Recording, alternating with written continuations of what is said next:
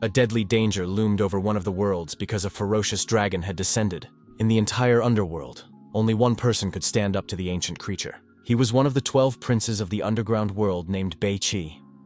To save the underground world, he cultivated for over 1,000,000 years and eventually subdued the great disaster. However, shortly after becoming the supreme ruler of the underground world and creating a military artifact, Prince Bei Qi passed away. His former subordinates rebelled, and countless treasures and territories were divided.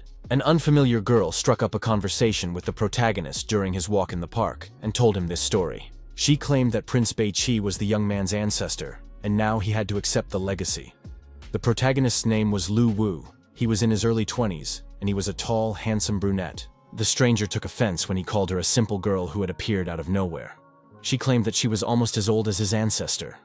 The girl's name was Bei Li, and her mission was to help Lu Wu inherit the prince's will, unite the underworld, become its supreme ruler, and take revenge on the traitors. She would be able to help fulfill this mission and become a loyal assistant to the future ruler. The young man, of course, did not believe a word she said and continued to tease her, saying that she was now only a few dozen people and would order horses to carry out the mission. A powerful blow to the gut followed these jokes, and the young man doubled over in pain. Bai Li announced that she would allow the young man to go with her to the underworld and then return him home, while Lu Wu vomited his lunch on the ground. Out of nowhere, right in the middle of the park, a portal appeared. Following the girl who calmly entered the portal, Lu Wu, sitting on a bench, began to be sucked into the unknown underground world. Soon, the young man came to his senses, sitting on the ground and rubbing his head in an unfamiliar place. It turned out that all this was his domain, named after his ancestor Bei Qi, and was the largest underground world. The new owner had to figure out a way to regain the lost territories. Lu Wu decided that he would take care of this matter and take revenge on the traitors. But first, he wanted to get acquainted with the mighty army that his ancestor had left him. And after the young man leveled up, he would take over the entire underground world. But everything turned out to be sadder.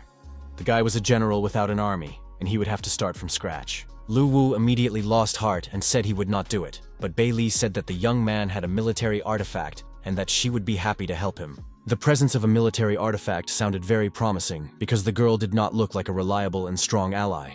The most powerful artifact in the underworld was created by Prince Bei Qi to unite the entire underworld. The prince died just as he was finishing the artifact, but Bei Li had also been involved in its creation, so she completed it. And this artifact turned out to be very powerful. It was a ring. The power of the artifact lay in the use of In-Ki to strengthen the body. As long as the soul exists, the body can be replaced at any moment. As long as the souls are under control, there will be an immortal army of spirits. The girl put the ring on Lu Wu's finger, and it immediately activated because it identified the wearer's identity. When the blood analysis was complete and the ring confirmed that the wearer was a descendant of the prince, the artifact was bound, and the basic functions of Yin-Yang's body and soul were activated. Lu Wu felt an incredible power filling him from within and without, but immediately the question arose about the souls, which he simply did not have, and it was unknown where to get them. Bei Li was very upset because she hadn't thought about finding other souls. She had somehow overlooked this, and now felt that she had let her master down. The guy tried to calm her down, saying that in the end, everything could be solved, because she remembered what he did in reality. In his normal life, Lu Wu had unsuccessfully run his business, created a gaming website, and now decided to expand the artifact's functions and combine it with the game he had developed. While players were playing the game, they would be able to summon their souls, and as long as the game was popular, they would have a countless army of undead. Ideas immediately popped into Bei Li's head that if a player died, they would be reborn thanks to the mechanics of the game. Lu Wu couldn't help but admit that the little girl understood everything so well. However, creating a game based on the underworld is quite a large project, and it would be impossible to complete it in a short period of time. Bei Li claimed that using the artifact, it was possible to create various things from energy, including building locations. Spiritual power is the main indicator of strength in the underground world. The more power, the more powerful the creature. Spiritual power can be extracted to increase power and restore the palace. In addition, a monetary commission can be charged for completing the mission. The heroes entered a huge hall that was completely empty except for 2 columns. Bei Li said that this place was built by her ancestor, and she helped him so she could make some changes. Although everything had fallen into disrepair over the years, the grandeur of the past could still be felt, and at the very least, everything could be put in order. 2 hours later, it was done, and Bei Li announced that all that remained was to connect the artifact to the game, so they could return to real life. Returning to Lu Wu's apartment, they quickly accomplished what they had planned. Using the soul extraction formation, the girl connected to the game server. While the player was downloading and launching the game, his soul was sent to the underground world through a VR helmet. Everything was cool and extremely simple. All that remained was to come up with a name for the project. Bailey suggested naming the game War in the Network as a tribute to the artifact. The name was approved, and from then on, the game War in the Net was ready to be released. The description said that it had been in development for many years, that it was perfect, and that entry was free. In addition, there was no balance replenishment. After a few hours, the number of downloads, comments, and likes was 0, which was bad because there was really no time. Bailey said that to the east of the palace was the Luli district, and in the main palace was the ghost general Sha Na, who commanded about 500,000 soldiers, and his army was still growing. No one knew when he planned to attack, but if the main city disappeared, Lu Wu's soul would never be able to be reborn. This was terrible news because it was simply unrealistic to find a huge number of players in such a short time. At that moment, the first player logged onto the server because he wanted to check how accurate the description of the game War in the Network was. After all, they claimed to offer 100% immersion. The player's name was Wang Damian, and he was a professional Atlantis player with vast gaming experience and was ready to spot a fake right away. Van de Man materialized in the underground world and started the game. Soon he felt bloody rain dripping on his body, and it was a truly impressive effect that he had never encountered before. The guy even thought he had died from an electric shock when he touched his helmet. But then came the story of the great misfortune of Prince Bei Qi, who died saving many lives. And now the player had to go on a journey to regain the lost territories. Next, he was asked to choose his class. It could be a warrior, an assassin, or a mage. The young man calmed down, realizing that it was just a game that had started, but it was really very realistic. Lu Wu immediately understood that the game would be popular, but he was surprised because he couldn't find the healer class. This was the idea of the developers, who did not want to make a healer right away, as they were going to make money on it. Wang Damian chose the class of a stealthy assassin who lived in darkness and walked on the edge of a knife. The player immediately felt a surge of strength and improved agility. It was very cool, and the guy couldn't wait for the beginner mission to start. The mission for newcomers was to kill 10 wandering souls. The reward for this was 5 soul coins. He began studying the map and noticed that the route led to Ghost Mountain. Van Damme thought that wandering souls were weak monsters, so for a skilled player like him, the task would be completed in a matter of minutes. It was time to show off the special technique that the player possessed. The sounds and atmosphere gave him goosebumps, and the details in the game were indeed very realistic. The guy had to advance through the foggy terrain, not knowing where danger might come from. Despite the eeriness, the player told himself that it was just a game, and he was not just a player, but a real pro. Suddenly, out of nowhere, a huge creature appeared above the young man and sniffed him with pleasure, hoping to feast on his soul. It was a white dragon. Wang Daman was stunned with horror. He found it strange that monsters for beginners were so scary. They resembled bosses from other games. It was very cool and reckless. After repelling the first attack, the player reassured himself that it was just a wandering soul for beginners, and he was in the game, so nothing terrible would happen. But the dragon was annoyed that the player underestimated it, and, preparing to bite, rushed into the attack, opening its terrifying mouth. The wandering soul became angry, and the emotions were very intense, as if they were real. The player prepared to defend himself. After he repelled the attack, Wang Daman announced that he was a pro player, and that the monster was too weak for him. The monster ignored the guy, but sensed that humans had become powerful and decided to use a deadly blow. The monster's ghostly blow was very powerful because it was 2-stage. For beginners, this was serious, and the player didn't even have any skills. In the next moment, the equipment couldn't withstand the blow, and the player was knocked onto his back, left in his underwear. The equipment not only had durability settings, but also damage ratings. The wandering soul had only a 2% difficulty rating, so Wang Damian saw no reason to be afraid, and hoped to land one precise blow to end the battle. The player, encouraging himself, rushed into the attack, intending to deliver a worthy final blow, a knife in his hands. But at the last moment, the young man tripped over a stone and fell flat on his face, left without any life energy. The player died, and there were 3 hours left before his resurrection. Lu Wu and his assistant analyzed what had happened, deciding that they needed to adjust the strength of the equipment and reduce damage from the environment. The 3-hour respawn was long, but the assistant claimed that after dissipating, the soul returns to the body very quickly and can be severely damaged. Wang Daman couldn't believe he died on the first level. It was real and outrageous. Fortunately, no one saw it, otherwise he would have lost face as a pro player. What annoyed him most was the long pause before respawn. It was unclear why the game was free, because it was simply a treasure. He couldn't let anyone else succeed in the game before him. But the young man immediately announced a new, very real, cool game in the gaming community, and enthusiasts immediately rushed to try it, amazed by its realism, quality, and the fact that it was free. Everyone found the monster truly terrifying, and the game very realistic. The white dragon rejoiced at the fresh, delicious souls he wanted to devour immediately. The players immediately chose their classes and prepared to fight the monster for beginners. Amazed at the realism of the game and getting ready to deal with the first monster, Lu Wu analyzed what was happening, realizing that the players had adapted very quickly.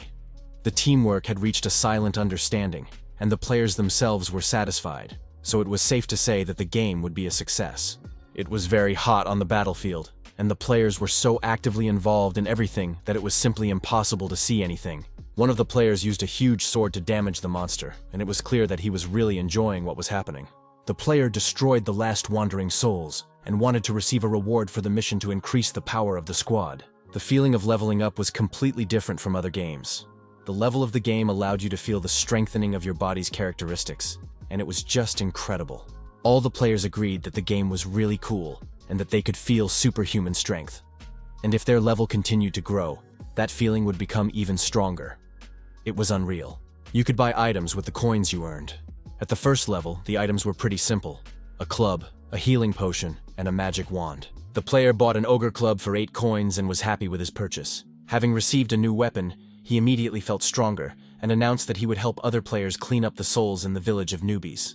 The game developers continued to analyze the situation, estimating how many coins they would earn from the slain souls. In addition, a percentage would be charged for each purchase a player made in the store. The more they buy, the more the manufacturer gets. Players enjoy the game, and he enjoys the money. Everyone is happy. After that, Lu Wu admitted that Little Bei Li was indeed a genius. The Ghost Mountain was a tall cliff surrounded by fog and smoke. Above the mountain was a portal that constantly spewed lightning. At this level, the player had to kill an elite mob, the Evil Spirit, and all quest participants received additional coins. The players stood in anticipation, waiting to earn more coins in the mission, but they did not yet understand where to find this mob. But suddenly, the monster appeared before them and accused them of invading its territory, so now it was going to devour them. The Evil Spirit made a terrifying impression on the players. It was huge, with horns on its head, burning eyes, and enormous size. The most experienced player rushed into the attack. After analyzing the monster's behavior, the player urged the team not to skimp on healing potions, and to attack even at low levels. Lu Wu had doubts as he watched the game. Wasn't it too early for them to engage in battle with elite monsters? But Bei Li reassured him, saying that this group of players was stronger than expected, and low-level souls would not be able to stop them. Therefore, it was necessary to give the players a new incentive. Besides, this elite monster would drop a useful item. She was clearly enjoying what was happening and didn't want to reveal all her plans in advance. By that time, the Evil Spirit had already been practically defeated by this team of players. Its health was almost at 0. However, the players themselves were terribly exhausted and had run out of potions. They had almost destroyed the villain, but they were just a little bit short. The Evil Spirit could almost feel that he had won. Even though he had only one horn left, strength was gradually returning to his mighty body. Suddenly, Wang Damian, who had been sitting out the game for 3 hours, burst onto the scene, accusing his friends of trying to farm monsters without him. The player announced that he had arrived at the most critical moment to save his friends and delivered a hidden blow to the Evil Spirit's back. The blow proved fatal, and the villain was defeated. The players leveled up and felt a surge of strength and increased abilities. After defeating the monster, the game offered an elite item. This item turned out to be a small bead called the Ghostly Sphere, which could be sold in the store for 28 coins. The players did so immediately, and then set off on a new mission. Lu Wu himself ate the bead, although he did not understand why it was necessary. The taste was rather strange, and then his body seemed to light up, and the guy felt warm and comfortable. With the help of the bead, he strengthened and improved his body. Bei Li claimed that even though he was a direct descendant of Prince Bai Qi, his physique was ordinary, and such artifacts needed to be used to improve the heir's body. The young man was beginning to believe in what was happening. He liked the feeling of power and decided to try to attract more players so that he could avenge his ancestor and unite the underground world as soon as possible. After 12 hours of play, the players received a notification that they had to log out. This upset the guys, who were ready to continue playing and extend their time, even buying more. Lu Wu didn't understand why the girl had programmed a forced exit from the game, because there were many tasks created for beginners, and they had plenty to do. Bai Li insisted that it was necessary because their bodies were in the real world, while their souls entered the underground world. If the players stayed in the game longer, their bodies might not be able to withstand it. This was important for their further development. The completely exhausted and weakened player argued that there was no point in living if it was impossible to play War in the Net, and there was nothing in the real world but agonizing waiting. The next day, the players met in a cafe to discuss forming a team for the game. They had now abandoned all their previous games, realizing the potential of War in the Net. The first players had a big advantage. In addition, they wanted to donate, but they couldn't find a way. This showed that the creator of the game was indeed not short of money. There weren't enough soul coins in the game. You had to save them up first, and then spend them on additional purchases. One thing bothered Lu Wu. He searched through a bunch of websites but couldn't find a single advertisement for this game. This suggested that the creator really did have a lot of money. At that time, the game's creators were poor and ate steamed noodles while sitting on the floor, hoping for better conditions in the future. Lu Wu reassured the girl that soon they would have more players and would be able to afford other food and all kinds of delicacies. The young man believed that gaming companies made money from donations, so he suggested introducing this system into his game. But Bailey was against it because coins in War in the Network are quite rare, and players have to work hard to get them. The main thing was to find a way to expand the audience so that more people would play. The young man was worried because he didn't have money for advertising, and a platform with high traffic was unavailable. After another bout of tantrums and tears from the girl, Lu Wu had an idea. He suggested joining a gaming event he had read about yesterday. It was a competition for the best new product, and the grand prize for first place was advertising on the platform's main page. What's more, the event was completely free. The partners quickly filled out the application and sent it to the platform's head office for review. Mu Qinshui, the platform's chief critic, was very skeptical about yet another trash game he had just tested. The next game in line was War on the Net. The critic immediately realized that this was not trash, but high-quality fraud, but still decided to enter the game and review it. After a while, he took off his VR glasses and realized that he had experienced a game of an incredible level. It was unreal. 12 hours later, the critic couldn't understand how he had lived without this game before. He gave it the maximum 10 points and noted its only drawback: the 12-hour game limit. Mu Qinshui immediately called his boss to report the discovery of this treasure. The new game was difficult to describe in words. It would definitely help the platform grow quickly and become #1 in the country. Wu Gui, the platform's president, was surprised by such a description from his most vocal critic and did not believe the assessment, as the game was modest in size. However, the president decided to play it anyway. After all, he had already tried so many games that it was unlikely that any game could surprise or satisfy him. Most likely, nothing like this existed in the world. After receiving the notification and standing on the first stage of the game level, he couldn't believe his eyes. He had never seen such a realistic game in his life. It was a masterpiece that would become popular. And the creators and producers of the game were still eating street food from paper plates. Bai Li cried bitter tears over another batch of carbohydrates because she didn't want to get fat, and they could only afford rice and pasta. Suddenly, a phone call rang that could change the future, as well as the couple's diet. It was the president of the platform himself, Mr. Wu, who wanted to discuss some issues with the owner of the game, War in the Network. The president had played the game for 12 hours straight, and if he hadn't been forced to log out, he would have continued. Now he wanted to contact the owner and gain control of the game. Lu Wu confirmed the possibility of a meeting and was ready to come to the company's office, but a surprise awaited him. The president of the platform personally arrived in a state-of-the-art car to intercept the game owner and prevent competitors from getting there first.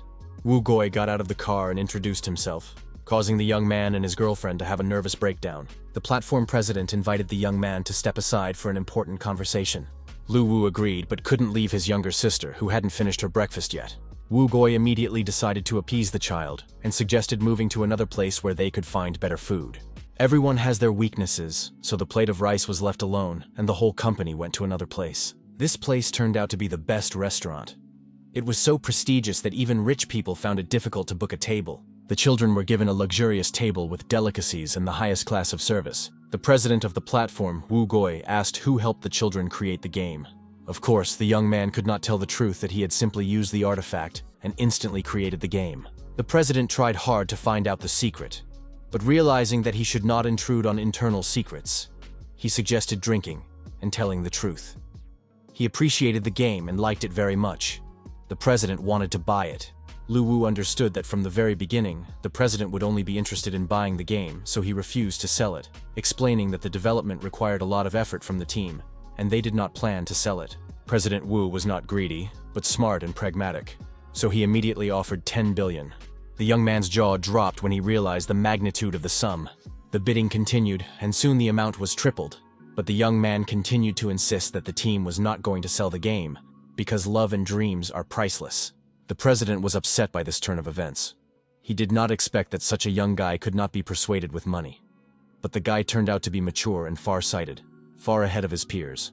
Then Wu offered to pay 100 million a year if the game was published only on his platform. The young man understood that the offer was very tempting, but he had promised Bei Li to avenge his ancestor and unite the world, so the number of players was crucial for him.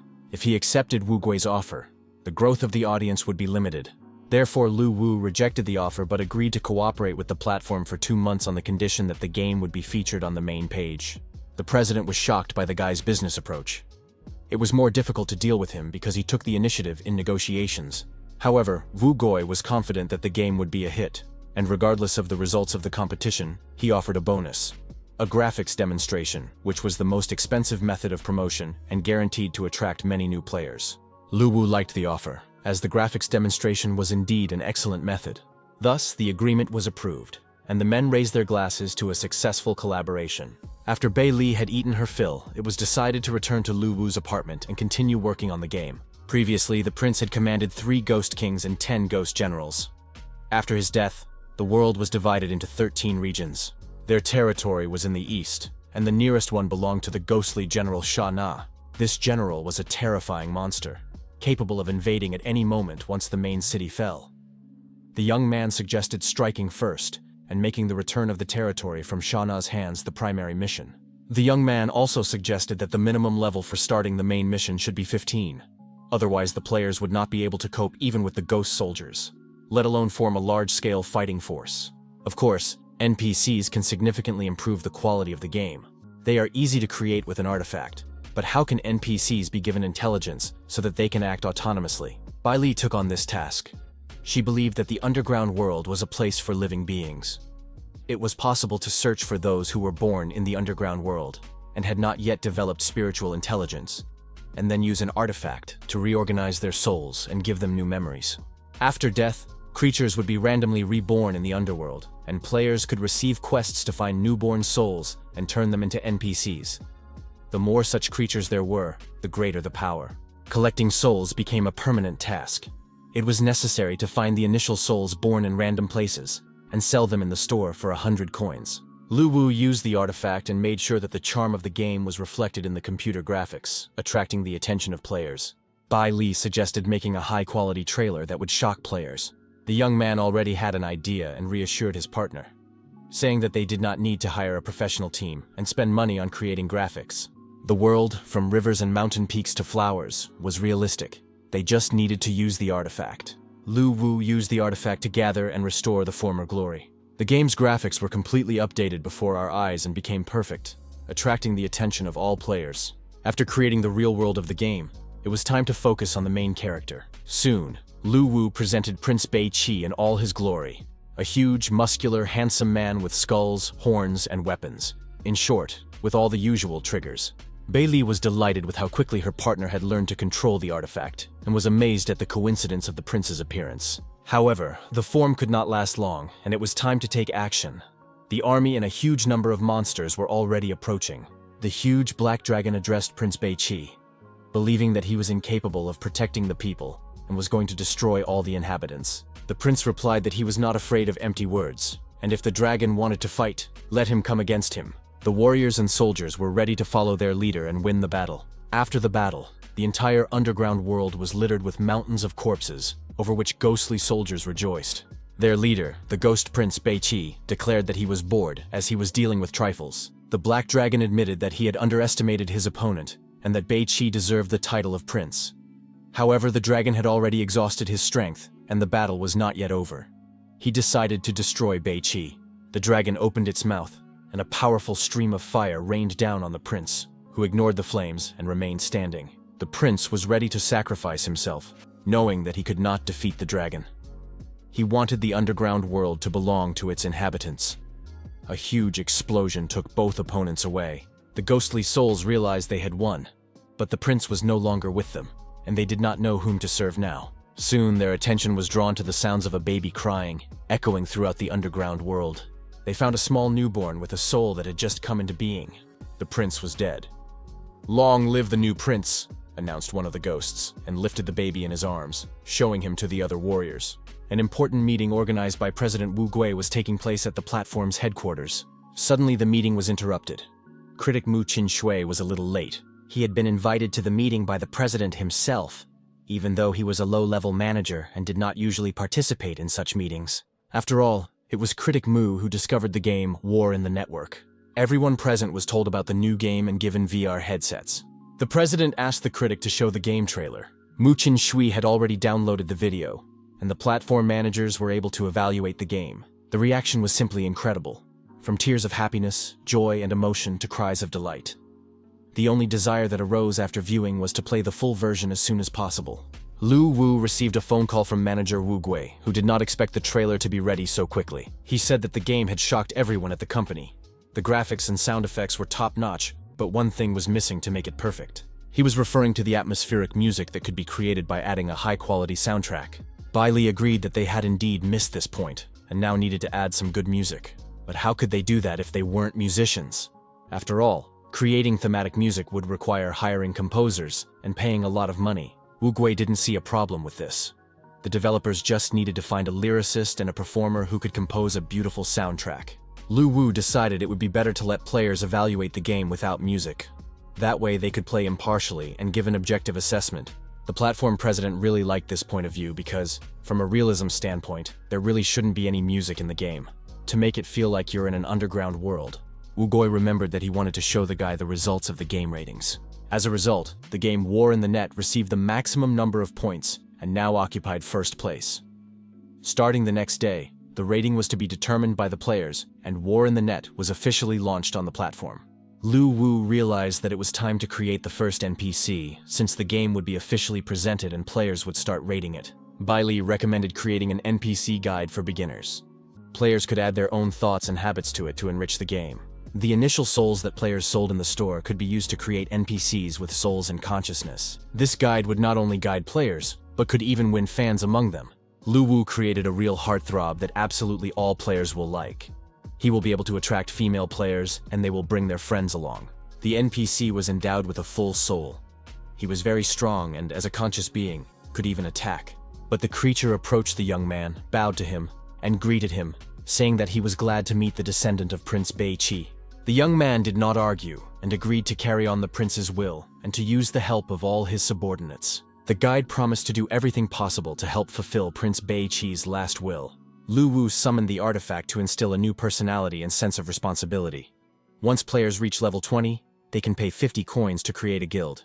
At this point, preparations for the game's launch were complete, and all that remained was to wait for the players. At the Tenlong Game Studio office, they eagerly awaited the results of the game voting. Company owner Li Tianxia had spent more than 7 years developing his game and was almost certain of victory. The manager said that a game had appeared that, unfortunately, scored the maximum number of points, and they only came in second place. That game was War in the Network. It was as realistic as possible, but it was quite small in size. Wu Gui thought that in a few minutes, War on the Net would be launched on the platform. The president of the platform himself was also eagerly awaiting the start. He received a call from his colleague at Tenlong, who was furious that some unknown game had surpassed him in the rankings. Li Tianxia might have accepted losing to a well-known game, but what had happened simply did not make sense to him. Instead of explaining, Wu Gui advised him to install War in the Network and try playing it himself. Li had no intention of wasting his time on such nonsense, as he had plenty of other things to do. However, human nature is curious, and soon the man decided to try it himself and see how interesting the game was. All the preliminary reviews were very positive, and critics gave it the highest ratings. It was obvious to Li that the developers had paid a lot of money for such reviews. Li Tianxia put on his helmet and, full of skepticism, immersed himself in the game. The underground world was very noisy today. Players wanted to start the game and didn't know which class to choose. According to the comments, the game was truly amazing. so a huge number of newbies lined up to get started. Tianxia was amazed by the realism of the technology. He dreamed of meeting the creators, realizing that they were truly talented. But soon his thoughts were interrupted by the voice of an old acquaintance. The president of the platform, Wu Goi, entered the game himself and suggested that his friend not stand there rooted to the spot, but quickly go hunting for monsters before they disappeared.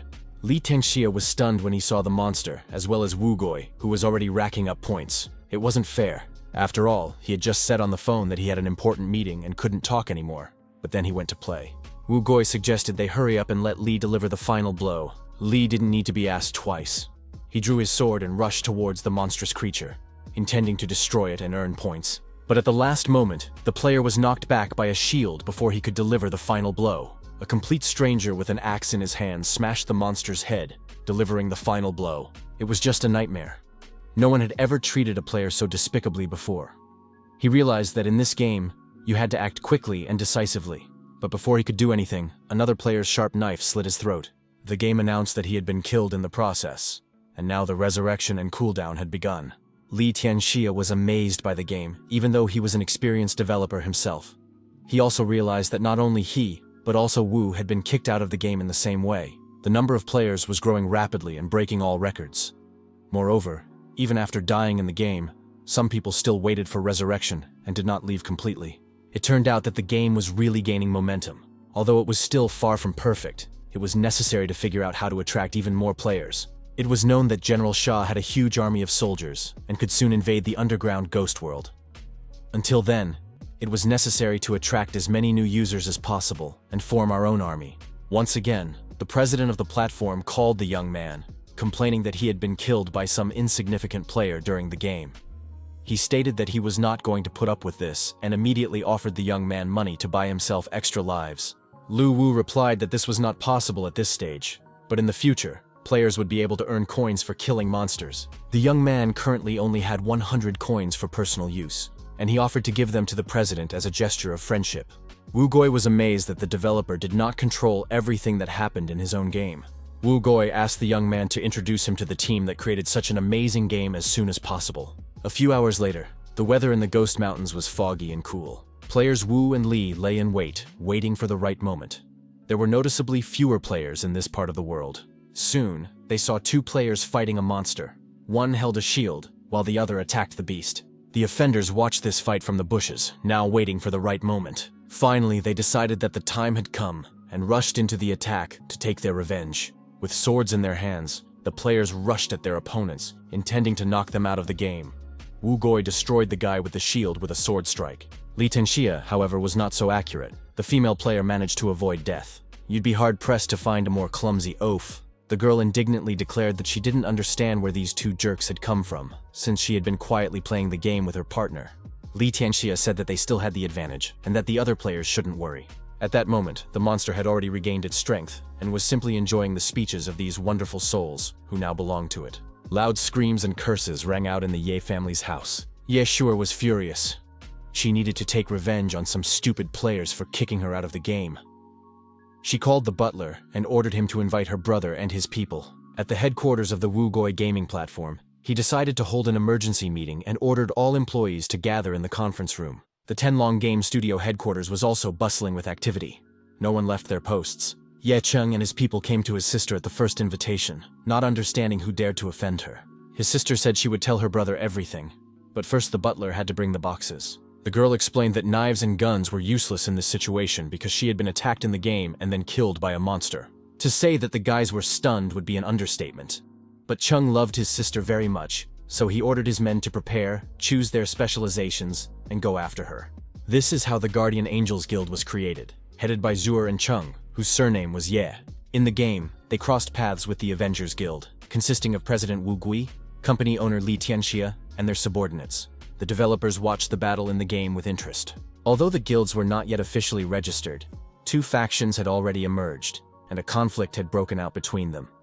Until they killed each other, there would be no peace. However, the price of soul coins rose sharply because they could be used to increase one's power, and the developers became millionaires overnight. But soul coins were also very important to the developers themselves.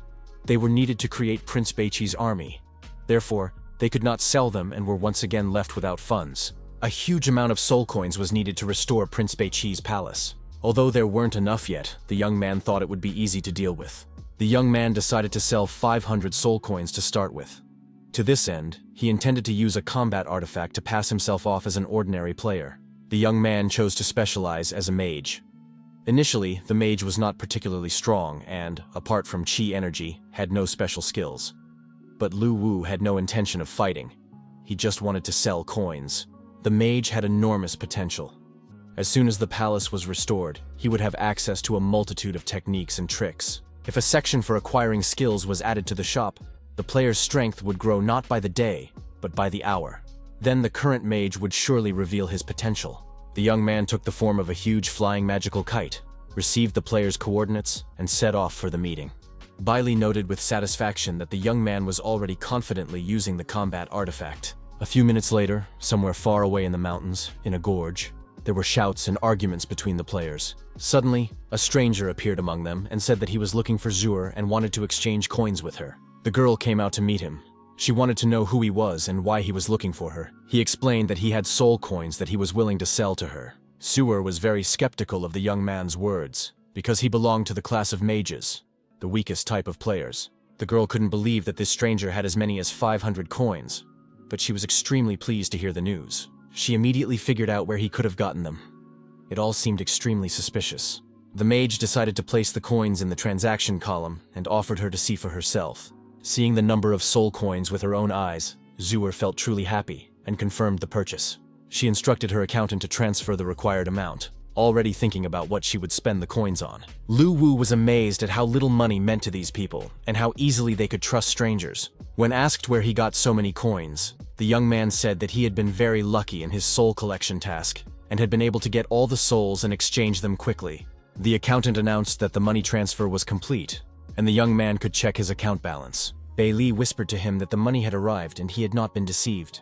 The magician announced that he would not check because they had trusted him, and he, in turn, had also trusted them and transferred all the coins to Zur. After that, he thanked them for their cooperation and said that he would contact them again next time if new coins appeared. The girls were very impressed by this behavior because the magician received a huge sum and did not even bother to double-check. Maybe he was too rich, but their thoughts and dreams about a rich and charismatic guy were interrupted by the news that players from another team were lying in wait. These were not representatives of the Avengers Guild, but elite mobs. The elite mobs were demons on wolves. They were a truly terrifying bunch and had come to find out who dared to invade their territory. Lu Wu finally treated his girlfriend to a feast, buying all her favorite delicacies, because now they had a lot of money and could afford it. The young man said that when he left the ghost world, Zur's team was attacked by ghost soldiers. These horsemen were led by Shana. The young man was struck by the size of his army, but it turned out that as the number of players increased, so did the number of enemies. This was very good, and players needed to be given the task of exploring General Shana's territory. This would make players understand how things really stood and encourage them to spend soul coins on their upgrades. Lu Wu immediately activated the combat artifact and set the access level for the task to no lower than rank 15. If weaker players went there, they would die immediately. High-rank players had no choice but to accept this quest, and there they would be able to fight the ghosts. Since players constantly respawn, they are ideal for exploring the lands. Once enough information was obtained from them, a further strategy could be developed. There were many players in the ghost world who tried to divide themselves among the guilds. They begged for their applications to be accepted and guaranteed to earn a lot of money. The Great Dragons Guild, led by Wang Damana, accepted all willing players, but preferably those with high levels. A player with the nickname Blade in the Soul approached the guide to get information about General Shana. The guide said that the prince of these lands, Beiqi, had raised the general, but he had betrayed him. The general now had about 500 soldiers who had captured the Luli area. If you went there on a reconnaissance mission, it would be best to take care of your own safety. The Great Dragons Guild immediately decided to go on this mission. They planned to easily deal with the general's ghost warriors. Lu Wu noted that the Great Dragons Guild was indeed made up of real professional gamers, and they had already left on the mission. But the poor guide was unlucky. He was surrounded by female fans who showered him with compliments, trying to find out what he liked to do in his free time. It's great that the guide is so popular, but it's time to create a new NPC who will be a mysterious merchant wandering the lands of Beiqi. Lu Wu will move him around randomly, and gamers will be able to buy rare items that are not available in the store. This will increase the enjoyment of the game. After that, the guy suggested going to see how the task of exploring General Sha Na's territory was progressing. Bai Li was a little worried about this, because the players were at odds with each other, and now they had to work together to fight a single villain. The young man reassured her, saying that all these issues would be resolved very soon. A camp of demonic horsemen had been set up at the junction of the Luli and Hades regions. Several players used stealth techniques to conduct reconnaissance and discovered that there were a huge number of soldiers inside the camp. Alone, the humans would not be able to defeat them. At that time, another guild that had appeared in the area was behaving very noisily, attracting the attention of the demon soldiers. It became clear that there was no time to escape, and that they would have to fight them in battle. And death would be heroic. The battle began. The players fought desperately and killed the mobs quite well. Half an hour later, all the high-level players were still able to fight. Although they suffered losses, the battle continued. The players were unable to cope, and it became clear that the Great Dragons Guild would not survive. Perhaps it was too early to take on such quests. If they kept losing, all their enthusiasm would disappear. At that moment, the Guardian Angels Guild, which had bought new equipment, approached the battlefield. Zuer had specifically exchanged soul coins for equipment, looked gorgeous, and was ready to lead her guys into battle. The Avengers also showed up, but it was strange because they were enemies with the Guardian Angels. Bai Li was pleasantly surprised by this fact. Lu Wu watched the proceedings with satisfaction. He was as confident and calm as his ancestor. The guild leaders agreed to deal with their enemies first, and then resolve their issues among themselves. The battle continued with renewed vigor because 2 new guilds had joined the fray. Everyone wanted to punish the villains as soon as possible. Reinforcements were in place, and now the gamers were easily killing their enemies. Bai Li said that, judging by all appearances, someone was watching the young man. The demon commander nicknamed Madman joined the battle. Once he was killed, the other warriors would automatically disappear. Zuer and her guild rushed into the attack without knowing who they were dealing with and paid for it with their lives, because the enemy was much stronger and beheaded the girl. Chung was furious when he saw what had happened to his sister. He called on all players to avenge her death. Players from all sides attacked the demon commander. They no longer cared who got the points or who delivered the final blow. They were driven by revenge. The players realized that they first needed to behead the commander and then deal with the rest. But the enemy was incredibly powerful, and his blows damaged the players' weapons. The representatives of the Avengers Guild also decided to destroy the commander immediately, rather than waste their time on minor demons. The madman sat on a huge monstrous wolf, and was confident in his strength. Treating his opponents as if they were mere ants, he easily dealt with all the players who attacked him and repelled their attacks so strongly that pieces of their bodies flew in all directions. Even Lu Wu and Bai Li, who were watching the battle from their ambush, were hit. The young man realized that the gamers' camp had been completely destroyed with just one blow. He had clearly underestimated the power of the demon commander, since even the strongest group of players did not have enough strength to fight back. It turned out that the enemy could kill everyone.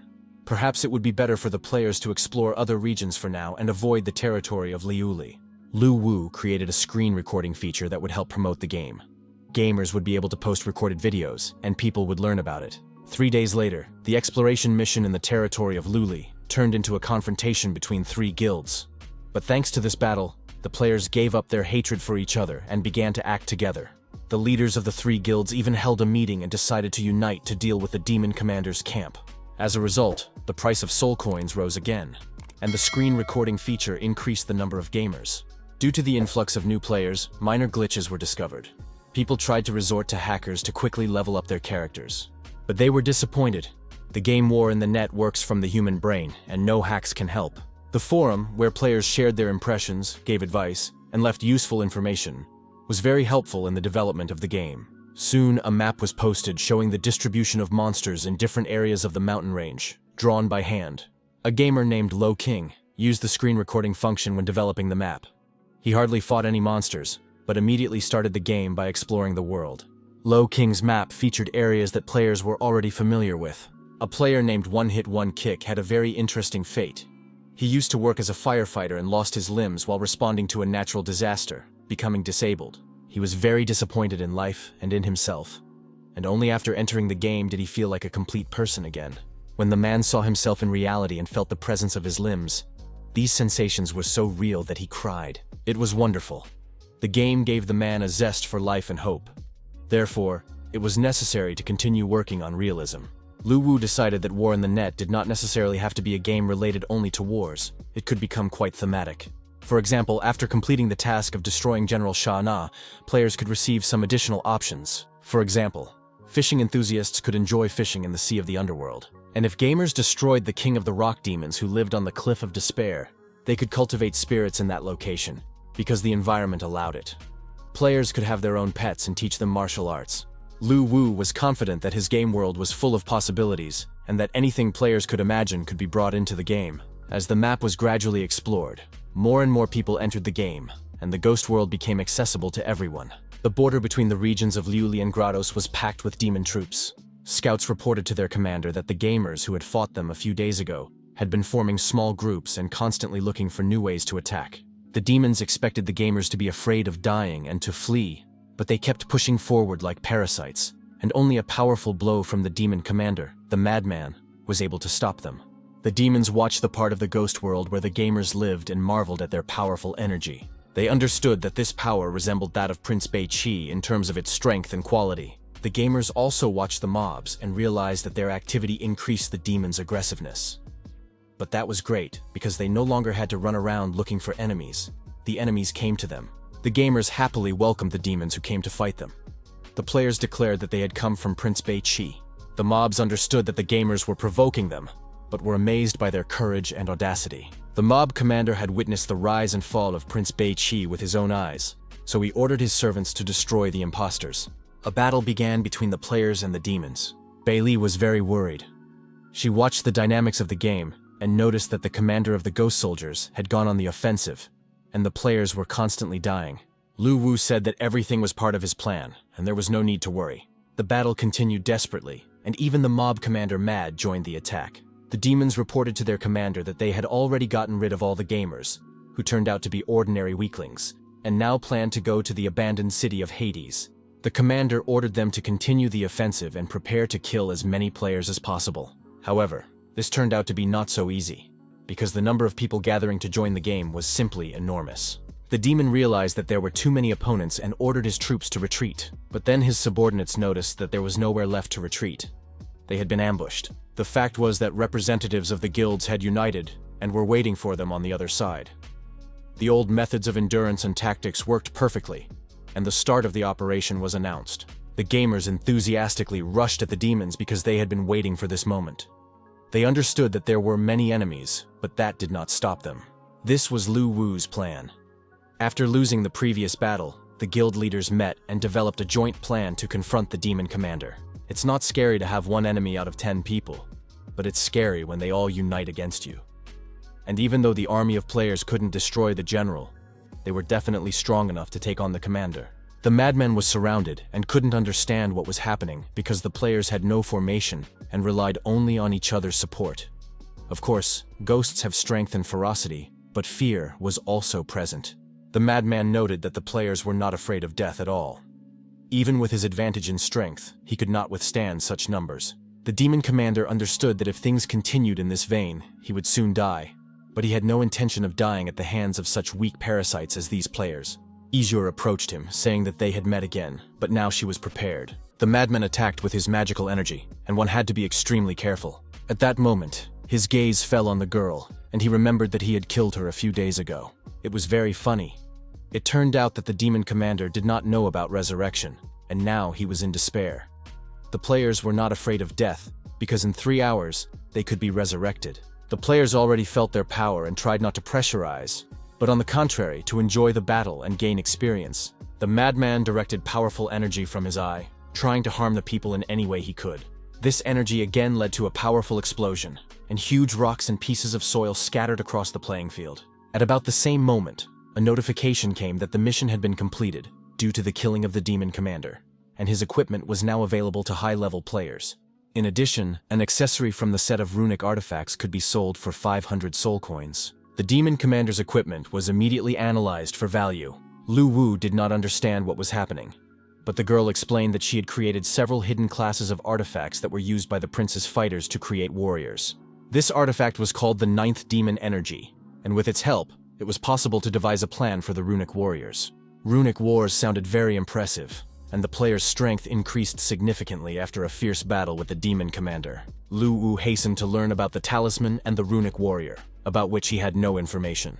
A rune warrior is the system name for a special warrior created by Bei Qi's first spell. To make it, the blacksmith had to smelt many materials. Although the process was complicated, the result in the form of the warrior's strength was impressive, and with the help of the combat artifact, it was possible to save on many procedures. Bai Li wanted to carefully study the rune and add the template to the artifact to create a hidden class of warriors. However, the girl did not know if a player who had received the talisman would ever appear and when he would admit it. It was unknown how quickly the player would put the talisman up for sale. It was a completely useless item for players, but it could fetch as much as 500 soul coins. The next day, a new quest was ready, which was to reveal the rune warrior, and Wang Damian enthusiastically took it on. But then he remembered that he was a representative of the assassin class, and therefore he urgently needed to become a berserker. All the berserkers had changed classes, and now it was unclear what would happen to the assassins. To gain supreme power, the berserker renounced his weapons and used himself as a vessel, carving the runes of heaven and earth that formed his body. His weapon became a glove with runes carved on it. Van Damme was simply happy. The power was very strong and explosive, shocking even its owner, the player. Death watched what was happening and was already close to the player. The attacks were affected by the defense and fell off the player like raindrops. In addition, he possessed tremendous speed, which gave him the advantage of rune. The first task was to demonstrate the rune warrior, and after completing it, Wang Daman was amazed at how cool and invincible the rune warrior was. His perception of warriors on the battlefield was completely overturned.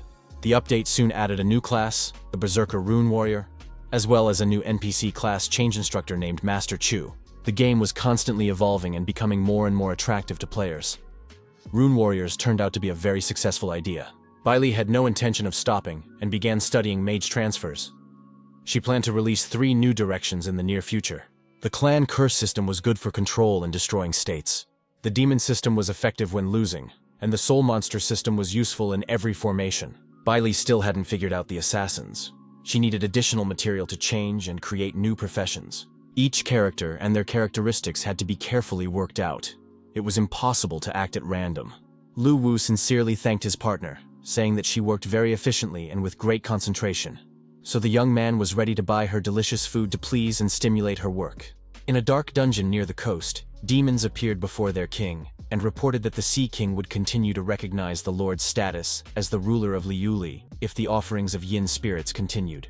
General Shah did not understand why Prince Beiqi did not dare to show his face and treated him like an ordinary hooligan. The messenger who crossed souls brought more bad news.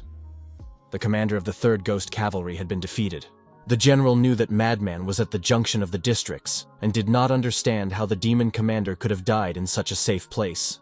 The messenger added that not only the Mad Commander had died, but his entire squad. The general was furious.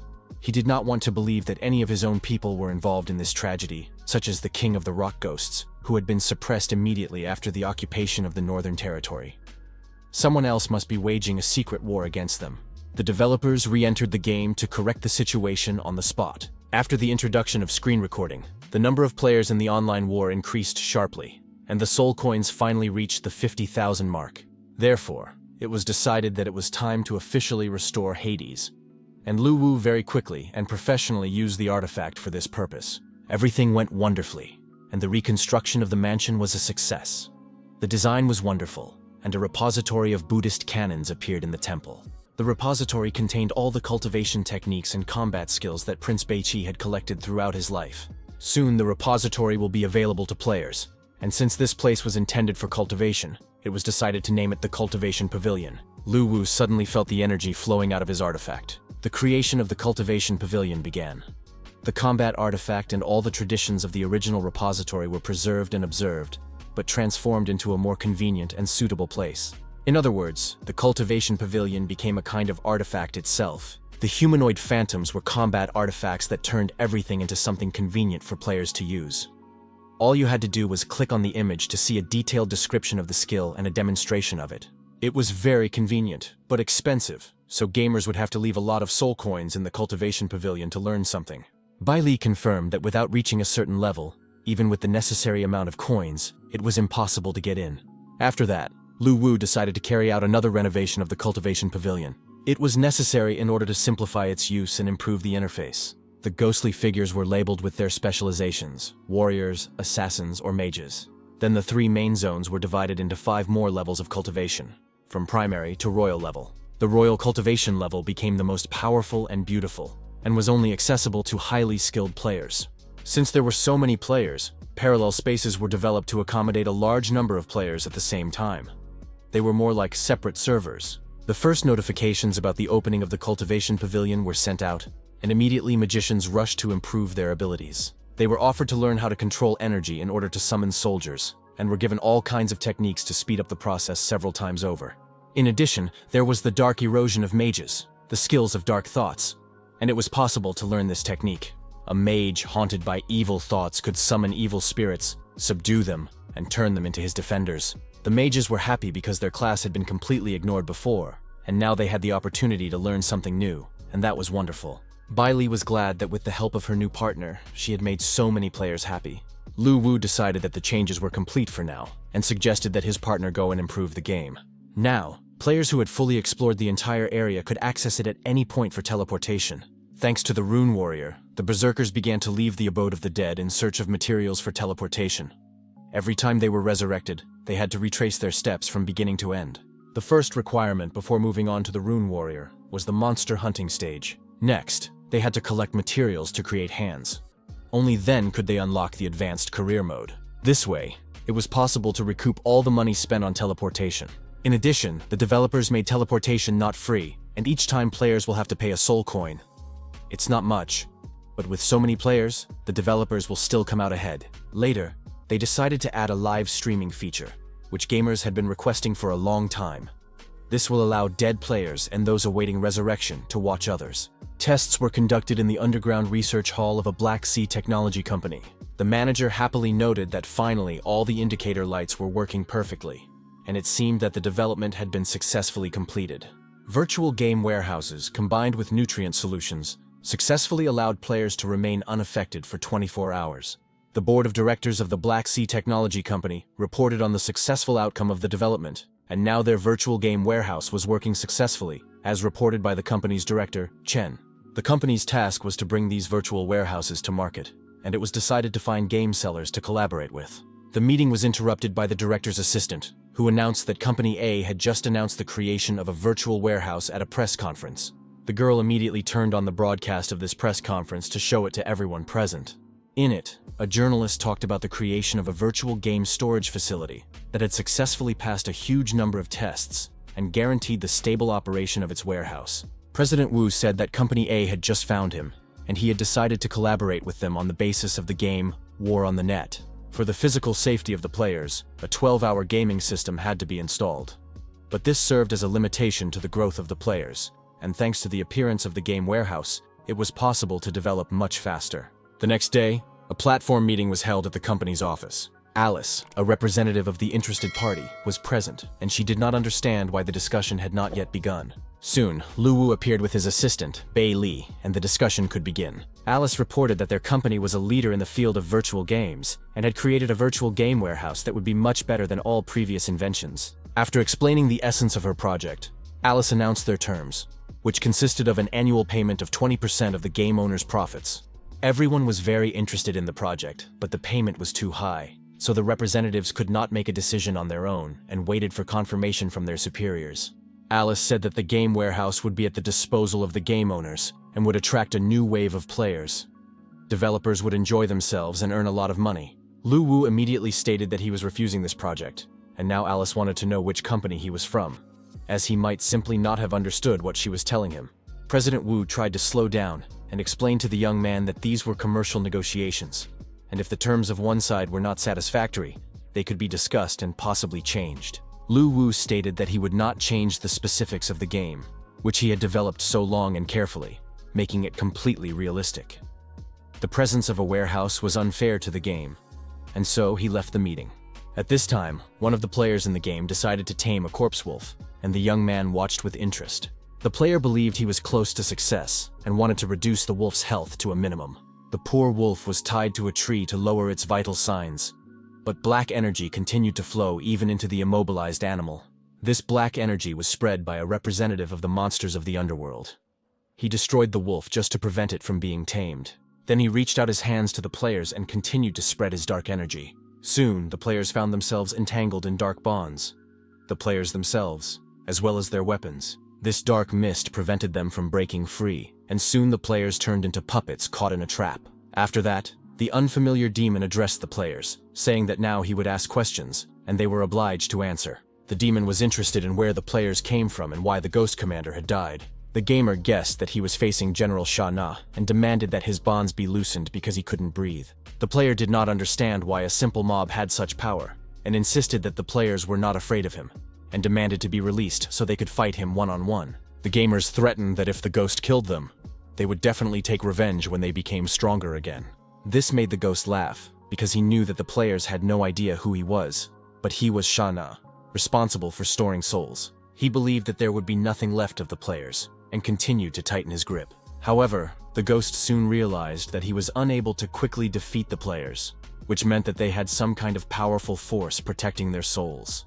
Therefore, he decided to destroy their bodies, and see where their souls would go next. He intensified his fog, and in the end, only the shells of the players remained. The ghost noted that there was not the slightest influx of soul power. In addition, the integrated souls disappeared without a trace. This did not correspond to any laws, because after the death of a creature, the soul begins to rotate. The power slips away and merges with the rest of the world. But the current situation was completely different. The players noticed a stranger standing in the distance. One of them suggested that the stranger resembled a hidden mob, a mysterious merchant. The players decided that they could strike it rich and become wealthy, because the mysterious merchant had many soul coins and expensive goods. They approached the figure and asked if he was selling goods, demanded a discount, and wanted to look at the goods themselves. The stranger did not turn around, silently listening to everything they said. Then he turned to the players and asked if they knew the details of the Ghost Commander's death. The players did not like the smell coming from the stranger at all, but they thought that he simply possessed some unknown technique and did not pay attention to the black mist that began to envelop them. But then the stranger couldn't take it anymore and said that they were talking complete nonsense, so they had to die. The same changes occurred with this group of bodies and souls, and they also disappeared. But the ghost had an incredible idea, which he now needed to verify for himself. Lu Wu and Bei Li realized that Sha Na had gone on a reconnaissance mission and wanted to find out more about the messenger who crossed souls. The messenger who crosses souls is the highest position of the king and general of ghosts, responsible for storing and transferring souls. Each ghost king and general was assigned a messenger, and they had different strengths and weaknesses, and were skilled in sacrifices. The yin soul was different from the original soul. It was similar to a material, and could be used to create weapons and equipment. It turned out that the ghost king in general did not have much influence, and all the power was in the soul, which was almost impossible to kill. It could dissolve into the shadows at any moment, and now he had come to the abode of the dead. The ghost couldn't believe his eyes when he saw the reborn and rebuilt Hades. This could only mean one thing, that King Beiqi had returned. But the ghost had seen the king's death with his own eyes and watched as his soul left his body. It was a vivid memory, and the ghost could not be mistaken. The ghost, who crossed souls, demanded an explanation and wanted to know who had appeared before him. Although he already guessed, he still couldn't say it out loud, because then the messenger's worst nightmare would come true. Before him, in all his glory, stood Prince Beiqi. The messenger bowed respectfully to his master, saying that he realized his mistakes and was ready to die if it would help to fix everything. The prince could not allow the messenger to find peace so easily after his betrayal by simply dying.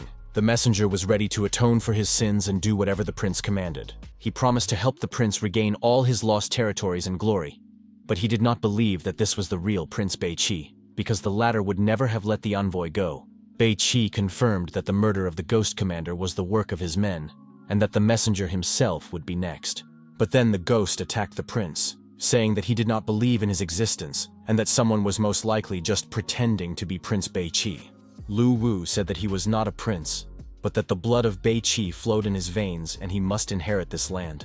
Bei Li unexpectedly bit the guy's hand, saying that the messenger would have to confirm the presence of his master's blood. And indeed, the ghost felt the familiar blood. He recognized the overwhelming power of the lineage and agreed that he was facing a descendant of Prince Beiqi. After that, Prince Beiqi demanded that the messenger who crossed souls surrender or die. Before answering, the messenger asked if the beings who called themselves players were human. Beiqi: if these players were destroyed, their souls would not disappear. The person who created them had mastered the law of reincarnation, and the messenger realized that he was facing a very powerful being, for even Prince Beiqi did not possess such power. The young man's patience was running out, and he asked one last time what choice the messenger would make. The ghost knelt, and said that Du Yan's subject welcomed his new master and would be loyal to him, just as he had once been loyal to Prince Beiqi. Dark forces were gathering on the coast of the sea in the Luli area. The ghost returned from reconnaissance and reported to the general. He found the remains of a tree demon in the camp and believed that it was he who, together with his people, had decided to encroach on this area and move General Sha Na. The general sent a messenger to the Sea King to confirm his agreement to make sacrifices, but it was necessary to simply wait until the general broke through the Ghost King's kingdom and captured the northern territory. Lu Wu, sitting at home, came up with new game bonuses to appease players who were asking for a new game platform to be launched, but this was not possible at the time. At this time, gamers in the game made their way into the general's territory and began a live broadcast. The Sea King began to emerge from the sea, calling General Sha Na to battle. The players were amazed by the mere sight of the Sea King, Poseidon. Poseidon really did look impressive, and the players hoped to just stand aside and watch a real battle between mobs. Poseidon continued to shout at the top of his lungs, calling on General Sha Na to come out and respond. The general personally appeared before the Sea King, not understanding why he was making such a fuss and what he wanted. The huge, ferocious general demanded that the Sea King not get carried away. The situation was such that the villains themselves were confused and did not understand what was going on between them and why they were so fierce towards each other, while someone else was just pitting them against each other. The general accused Poseidon of invading his territory without permission and daring to look him in the face. Poseidon called the general a nobody compared to Prince Beiqi. The general promised to roast the Sea King and get rid of all his assistants. Poseidon warned that it was impossible to refuse his offer and was ready for battle. The general did not understand why the messenger did not confirm that Poseidon's terms had been accepted. A misunderstanding arose. The general tried to explain himself to the Sea King, but the latter no longer wanted to listen to him. The opponents came face to face, radiating hatred for each other, and it was clear that the battle would be epic. The general tried to say that he had not rejected Poseidon's offer and was ready to sacrifice souls to him every year, but that there was no need to pressure him. Poseidon thought the general was mocking him and refused to listen to any more excuses. The opponents used all their strength and skills to harm each other, and soon General Sha Na admitted that Poseidon was much stronger. Poseidon once again said that the enemy should not hide behind messengers, because they had refused his offer. The general realized that the envoy Du Yan had turned against him and deliberately conveyed the wrong answer. The general acknowledged the envoy's disobedience and asked Poseidon not to quarrel, explaining that he was now personally willing to pay souls annually. Poseidon accepted this answer, but demanded that the souls be destroyed, because the King of the Sea remembered how weak the general had been during the lifetime of Prince Beiqi. Barely restraining himself from insults, the general confirmed that he accepted the Sea King's proposal. To say that the general was angry would be an understatement. He promised to destroy the messenger and ensure that he would never be reborn. Lu Wu used the messenger to pit the villains against each other, hoping that they would at least maim each other. But it turned out that the general was much weaker than the Sea King, and was even willing to humiliate himself in order to survive. Baiqi confirmed that Poseidon was very powerful, and he fought Prince Baiqi several times. Of course, the prince was far superior to the Sea King, because he had simply crushed him to the ground several times. Poseidon is very powerful, but he lives in the sea and can only be considered the ruler of a certain area, so he is not able to rule over other lands. Even if he easily defeats the general, he will not dominate the lands, but only the sea area. And in the sea area, there is also the False Sea. The main ruler of the False Sea was Banji. He is so powerful that, according to rumors, even the prince did not consider him an equal opponent. It was decided to wait until the Luli region was captured, and then form a naval fleet. Otherwise, if Poseidon went, there would be nothing to oppose him. Beiqi was also ready to think about it. But later, because now she was dealing with the library, where she found many amazing drawings, including the design of the ghost ship. This ship had lived at the bottom of the sea for many years and was capable of absorbing only the spiritual materials of heaven and earth. It transformed souls and evolved them. Even if the ship was completely destroyed, it could be restored by absorbing a large amount of spiritual materials. This was very convenient for gamers. When the time comes, it will be possible to create the original ghost ship according to the blueprints and sell it to the player, who will then upgrade the ship themselves. The project is very expensive. It will require 500,000 coins, because many items in the library are filled with the power of the soul, and additional energy is needed to repair them. After hearing this, Lu Wu suggested opening an auction house to make it easier for players to find the items they need in the search engine, as well as to sell unnecessary attributes. The girl really liked the idea, and after working through the night, she found the killer's direction of movement, a relic of the Sun Clan's ancestral curse, found by a player. The weapon looked worn, but it was a clan relic and the killer's main attribute. The Sun Clan of the Ancestral Curse was once a powerful race in the lands of Bei Qi, and, according to rumors, was connected to hell. Each of their people was a natural-born killer capable of summoning demons. This clan killed indiscriminately, harmed ordinary people in the underworld, and openly insulted the prince, but was then suppressed by the army led by the prince and has since disappeared from these lands. Bei Li bought an old, worn knife from one of the players, and now she had to go to hell to post an announcement and then show the killer. An announcement appeared on the server about the damned who rejected religion, possessed deadly power, and could summon demons. Their weapon was a dagger. To become cursed, a player had to reach level 30 and possess the assassin class. It was possible to summon the Night Ripper, who became a guardian for half an hour, increasing damage. The next path to hell is number 2. Abby, a huge, powerful ghost assassin. The player could summon Abby and gain the ability to fly for a minute, as well as choose a specific area as the main target for attack. The last path of hell was the wise Hosheng, who could be summoned for a minute, and was capable of inflicting enormous damage on the selected target. A practitioner of the curse could master 18 demonic forms in the realm of hell, each of which had a different level of difficulty and malice. New requirements for changing professions were introduced. One of them was a Scarlet Essence. The minimum level of an assassin player had to be at least 30, and after accepting the task of changing professions, it was necessary to kill any monsters, including players, and collect a huge amount of blood essence to open the path to hell. Sources of cursed power were also developed. It was necessary to find them all and give them to a mob that could engrave the curse, after which the second stage was completed. The developers racked their brains over new options. Apart from the Night Ripper, assassin players were indifferent to other methods of advancement. At this stage, the profession change feature was already in full swing, while hidden features remained on the sidelines. There was a need to repair the Spirit Room, a place used by Prince Bei Qi to store defeated enemy generals and their souls. It was a huge sacrificial building. Among these heroic spirits were several very talented warriors, and their legacy could be completely absorbed by a combat artifact. Several random quests could be launched. After completing them, the player would receive the power of inheritance. At the headquarters of the Black Sea Technology Company, another meeting was held to develop a promotion strategy. The secretary reported that, according to news from the platform, the most powerful game developer had not accepted the company's terms. Perhaps this company would be able to cooperate with Black Sea and finally use their warehouses. The game War on the Net was again short of coins.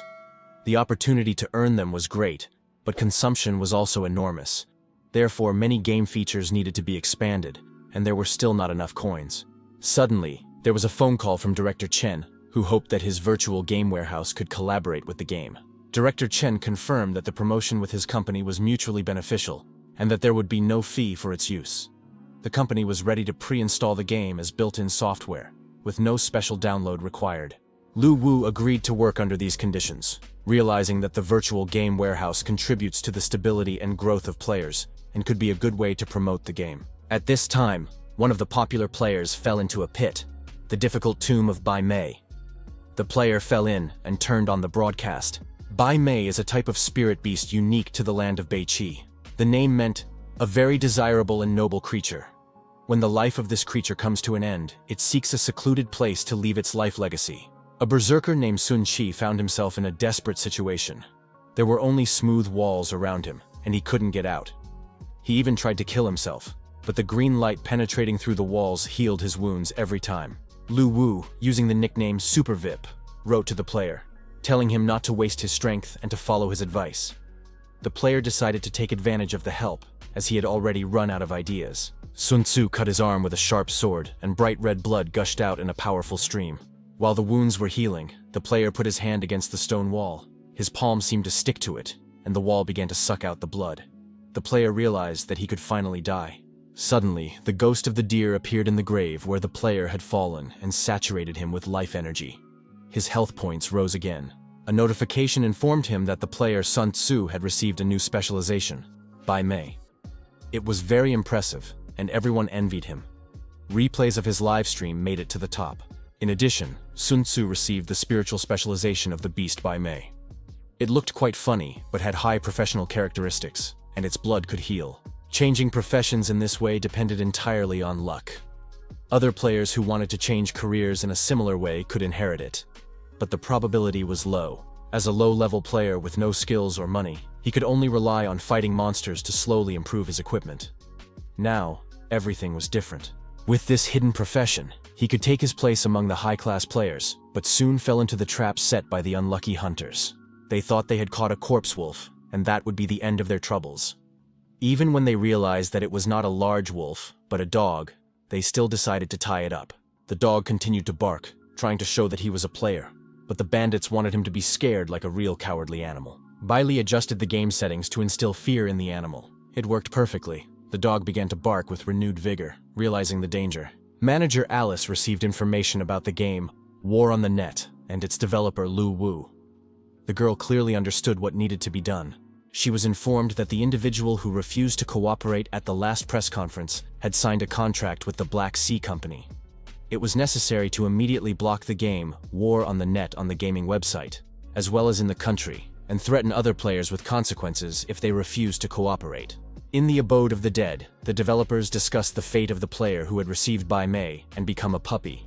He was saved by an outside player who entered the game specifically for this purpose. But the young man sensed the approach of the Messenger of Souls, so the conversation about the puppy was postponed. Lu Wu took on the game appearance of Prince Bei Qi and met with the messenger, who was happy to welcome the Lord. The messenger reported that he had followed instructions, returned to the general, and deceived him with the branches of a tree-like demon to divert suspicion from the players. After that, the messenger went to Poseidon and lied to the Sea Lord, saying that the general had rejected his offer. He did everything by the book and got rid of the spirits by sealing them in a ball and giving it to his master. However, the messenger was exposed, and now he would be happy if his master would take him in and hide him. The sphere with the souls was a remarkable find, and did an excellent job of collecting spirits. The master thanked his subordinate for a job well done and gave him a reward. Du Yan was overjoyed. For the first time in thousands of years, he had experienced something like this. Now the messenger could manipulate spiritual power and increase its potency. Unlike players, it is not difficult to increase the messenger's power because he has been cultivating it for many years. It was easy for the developers, but for Du Yan himself, it was no small feat. After that, the Lord announced a new task. He ordered the Messenger of Souls to find refuge in the Ghost King's Rock, to find out about the relationship between the Lord of the Ghost Rock and the General, as well as to understand the current situation. As a gift, the Lord gave a spirit pearl to be presented to the Lord of Ghost Rock. When the servant set off to carry out the task, Lu Wu wanted to give the pearl to the messenger, but Bei Li made him change his mind. The girl convinced him that in order to move forward and open the teleportation, the power of the soul was needed, and the sacrifice was the Yin's soul. Simply put, it is impossible to directly build a portal in certain areas of the Abode of the Dead. One must sacrifice a Yin's spirit to create a passageway. The sacrifices for construction amount to 150,000 Yin spirits. This path is hellish, forbidden, with many levels where demons will be born. The idea was awesome, and it was decided to start construction immediately, as it suited the players for leveling up, especially assassins. Lu Wu had to release all the Yin spirits from the combat artifact. Soon, huge black masses gathered above the young man. Next, the information had to be mapped out, which was done by Bei Li. Soon everything was ready for the sacrifice. Lu Wu was about to call his girlfriend back as soon as the situation became suspicious. But suddenly something distracted him. Bloody energy began to gather around the girl. Lu Wu struggled to push away the hands, which actually belonged to one of the oldest gods of the underworld. Bai Li used the ancient language of sacrifice to summon the god's remaining consciousness. This god agreed to participate. Otherwise, the passage would not have been successful, because he remained the only god of the Hell Path. In the future, it may again be necessary to appeal to the deity, because all forbidden areas contain the remnants of the consciousness of the ancient gods. Bai Li admitted that she had never actually been to the Hell Path, but she really wanted to go there. It was dangerous, but the girl wanted to take advantage of the concentrated energy and hide her identity by joining the team of players. She promised that everything would be fine. The server informed the players about the opening of the Hell Path, and everyone was very pleased. The mob gave out instructions on how to copy. Yishuer and her friends chose Hell's Path, activated teleportation, and went to the Forbidden Zone. Everyone loved Hell's Path. It had a creepy atmosphere, but the girl announced that no one should touch anything and should look around carefully so as not to miss any valuable materials and treasures. The players happily explored the area, even though they paid for it with their blood, which spilled drop by drop. Behind the magma, a cave was visible, inside which treasure was most likely hidden. Inside the cave, the players continued to look around warily. It was hot outside and cold inside. As the head of the guild, Azure had to appear cheerful and brave, although in reality she was terrified. She tried not to give in to her fear so as not to lose her authority. A terrifying sound rang out, but it turned out to be her brother trying to open an unknown tomb. Her brother said he hoped to find treasures in the tombs.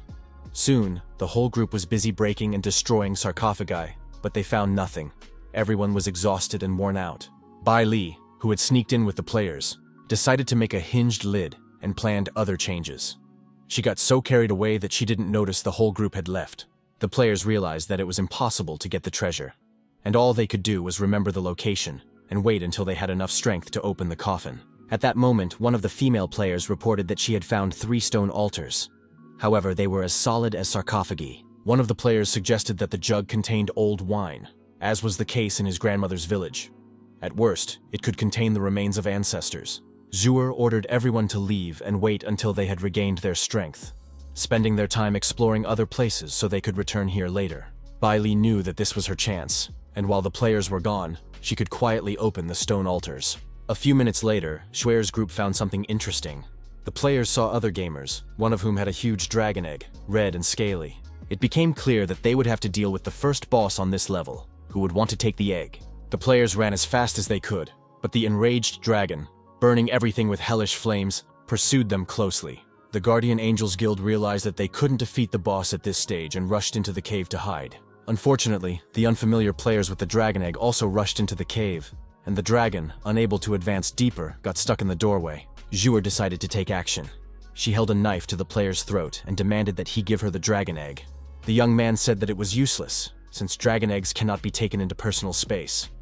Otherwise, the players would have done so long ago. But Zhuer refused to listen.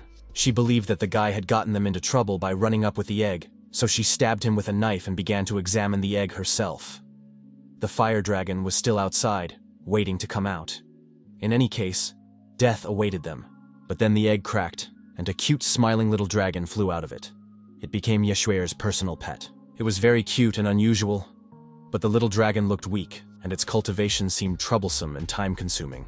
The girl's heart was melted by hugs and kisses, and Zhuer agreed to raise the foster child to make him a good dragon. At this time, Lu Wu was busy creating a portal in his apartment. Soon, his assistant returned and announced that it was time for the dragon egg to appear. She participated in the game and used the combat artifact. The pets were still in their infant stage and didn't understand anything, so Bai Li was able to seal them with the artifact. Almost all of the pets were sealed, which caused some difficulties. The fire dragon was still at the beast spirit level, with an average rank. Lu Wu praised his assistant for the game updates and announced that he had set the cost of resurrecting pets at 30 coins, considering it an excellent way to make money. The girl was upset. Initially, they wanted to revive the prince and the entire region with the help of an army of players. But now conflicts between players were becoming more frequent. They needed to be united to create a single army. Lu Wu had also thought about this, but the players were different, and it was unrealistic to unite them completely. They needed something to rely on. So the guy developed a way to help them let off steam.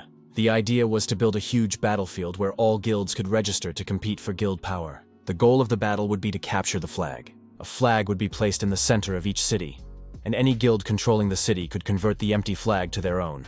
It was a kind of large-scale competition for power, which began with a siege in the early stages and ended with the defense of the city. At the end, the best guild would be chosen. Bai Li thought the idea was wonderful, but creating this entire competition would require a tremendous amount of energy from engineering structures, and it would take a long time. Lu Wu was happy to tell his partner that they had accumulated 200,000 soul coins, so they could start building the spirit room right away. Soon, the game announced the opening of new professions and research. However, the number of participants was limited. One of the new professions was Sun Arrow.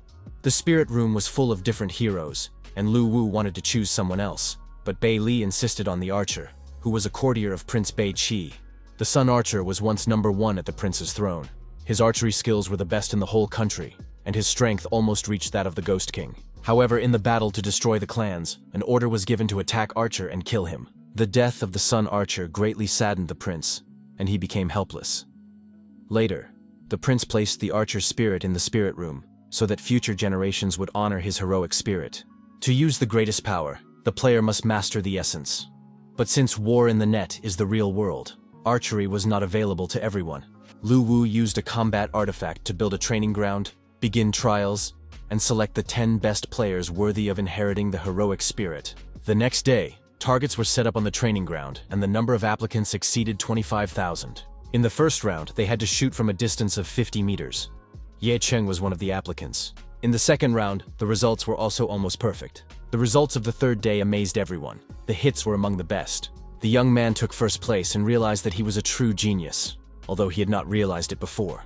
After the qualifying round, the player gained access to the attributes panel, where he could see detailed information about his career, undergo professional training, and become the heir to the first archer. The Sun Archer was obsessed with archery and trained for decades. Only after realizing the truth in his heart did he achieve enlightenment, prolong his life, and become the #1 player.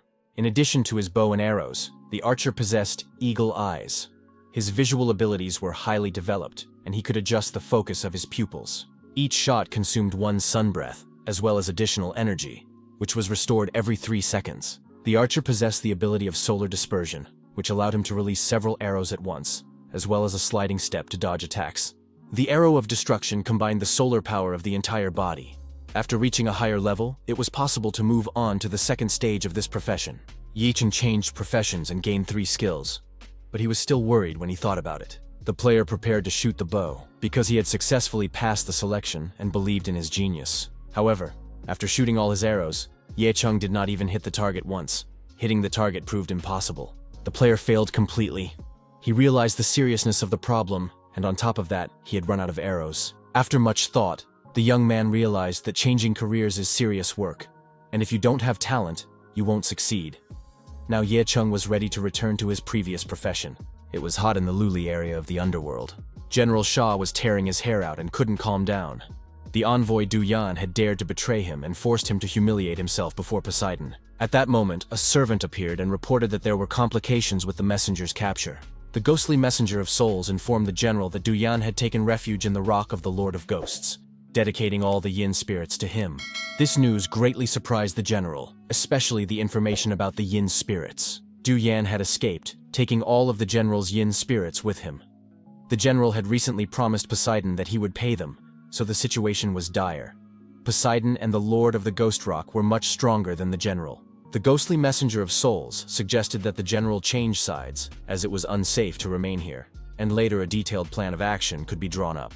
The general agreed that at this stage it was not a bad option, and almost the only one. But he was concerned about the fate of the Luli region. The ghostly messenger of souls reassured the Lord. When the general made his breakthrough, he would rule all the lands of Prince Beiqi. The general also believed that this would be the case. All that remained was to wait 10 days. At that time, rain was pouring down on the city, washing away everything in its path. 2 men under an umbrella discussed the situation in the game, talking about the guardian angel guilds and the dragon egg. A homeless man overheard their conversation. He rushed after the guys and asked where the fencer they had just been talking about was. The guys didn't want to talk to the dirty ragamuffin, so they said they were talking about the game War on the Net. After that, the stranger retreated. Lu Wu was developing new mobs to make the game more intense and interesting. He came up with a group of chefs, as well as an old man with a goatee who would teach players how to gather herbs for making poisons. The young man thought everything through very carefully, seeing this as the key to fulfilling Lord Beiqi's last wish. He tried to attract as many new players as possible.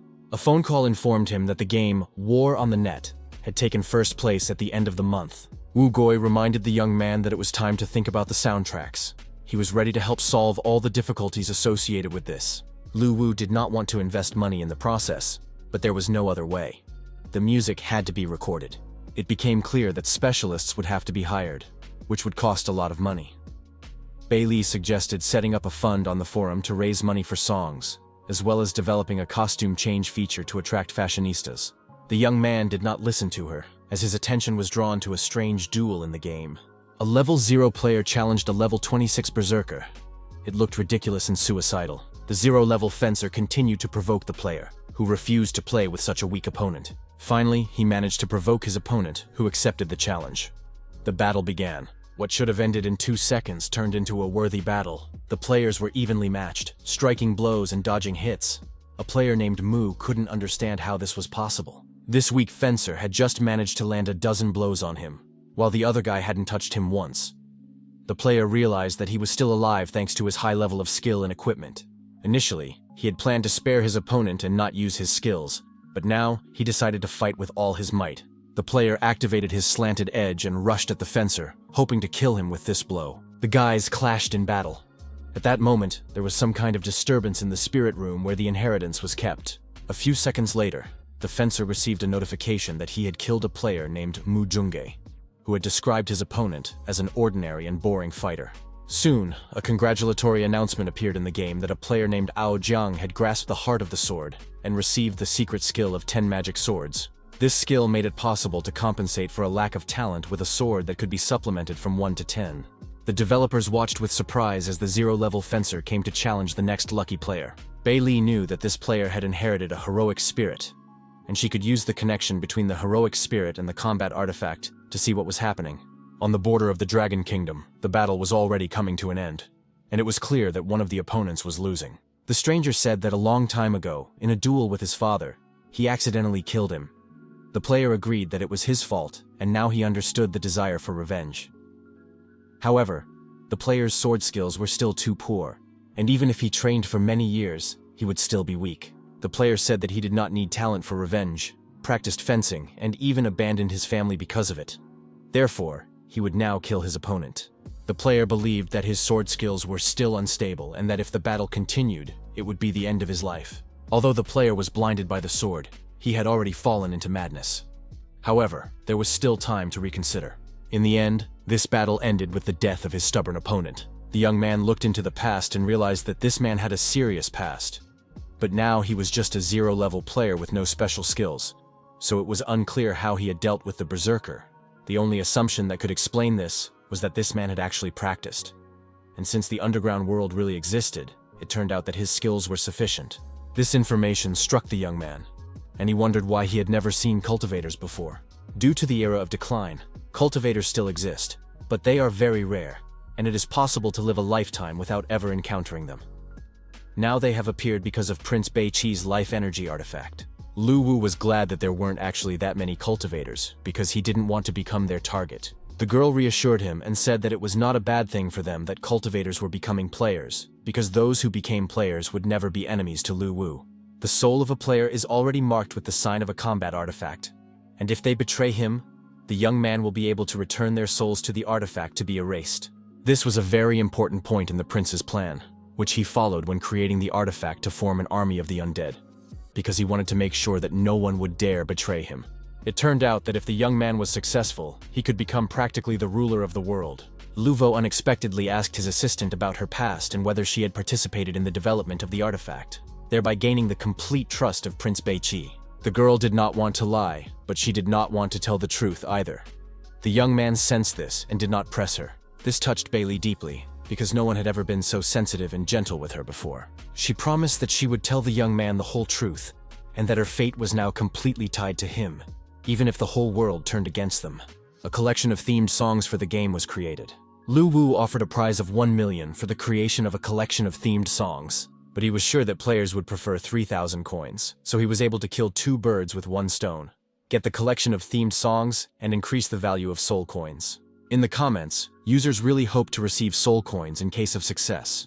They were not interested in anything else. Music students gathered in the auditorium of the Music University. A student named Balloon wrote a song and asked his friends to help him improve it. The guys were very surprised by this request, because their friend had recently become obsessed with the game. But Loon confirmed that he had written the song specifically for the game he was playing. His classmates did not refuse him, and the song was recorded exactly as the musician had conceived it. Lu Wu continued to develop new characters and locations. He did this to the music coming from the tape recorder, which caught the attention of Bei Li, who highly praised it and offered to give her the grand prize. Somewhere far away in the mountains of Katsido, the player wandered into the mountains because his father, who was now a successful business magnate, had once ended up there completely by accident while testing a flight in a wingsuit. At the top of the mountain, his father met an outstanding man and, thanks to his advice, achieved everything in life. Gu Yu hoped to also meet this mysterious stranger, who, according to rumors, was already over 120 years old. The man greeted the young man, and it turned out that he was the famous Qiming.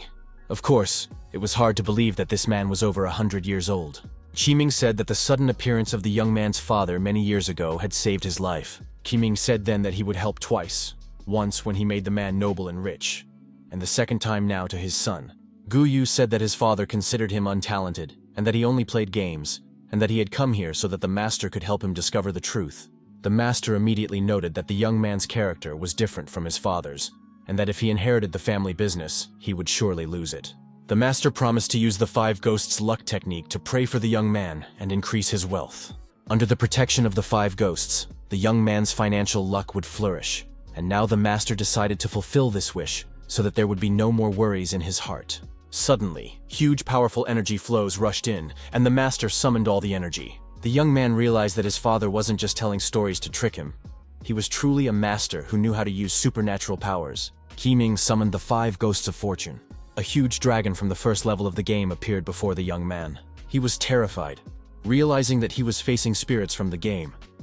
Could it be that Master Qiming was also a player of War in the Net? Qiming continued to summon the ghosts of fortune, ignoring Gu Yu. The young man calmed down and now truly understood that he was surrounded by spirits from the game, which he and his team usually killed 10 of every day. Soon, the master announced that the spell was complete.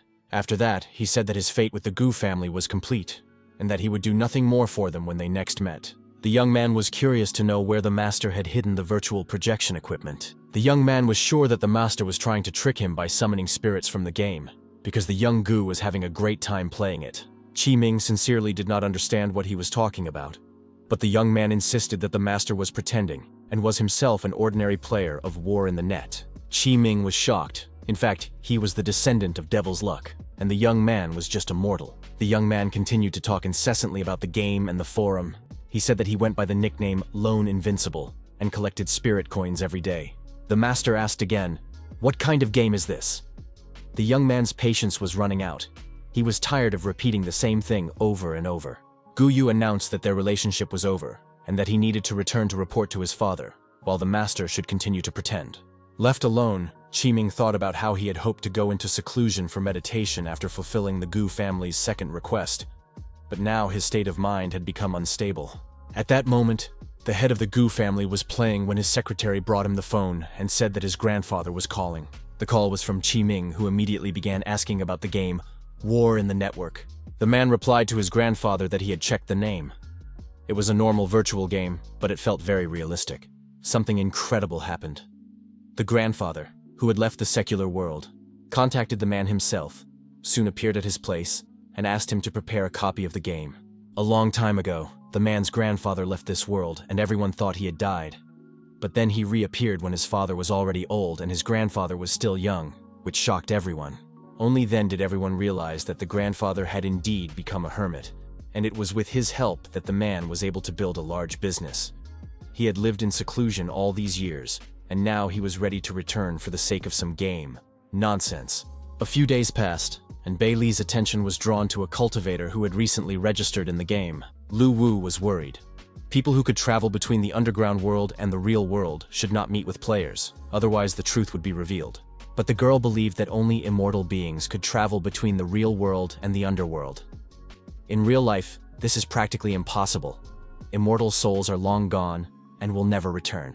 They ascended to heaven, and with the depletion of spiritual power in the human world, it is impossible for a strong person to exist. The abode of the dead, the underworld, looked very real. Qiming was amazed by what he saw.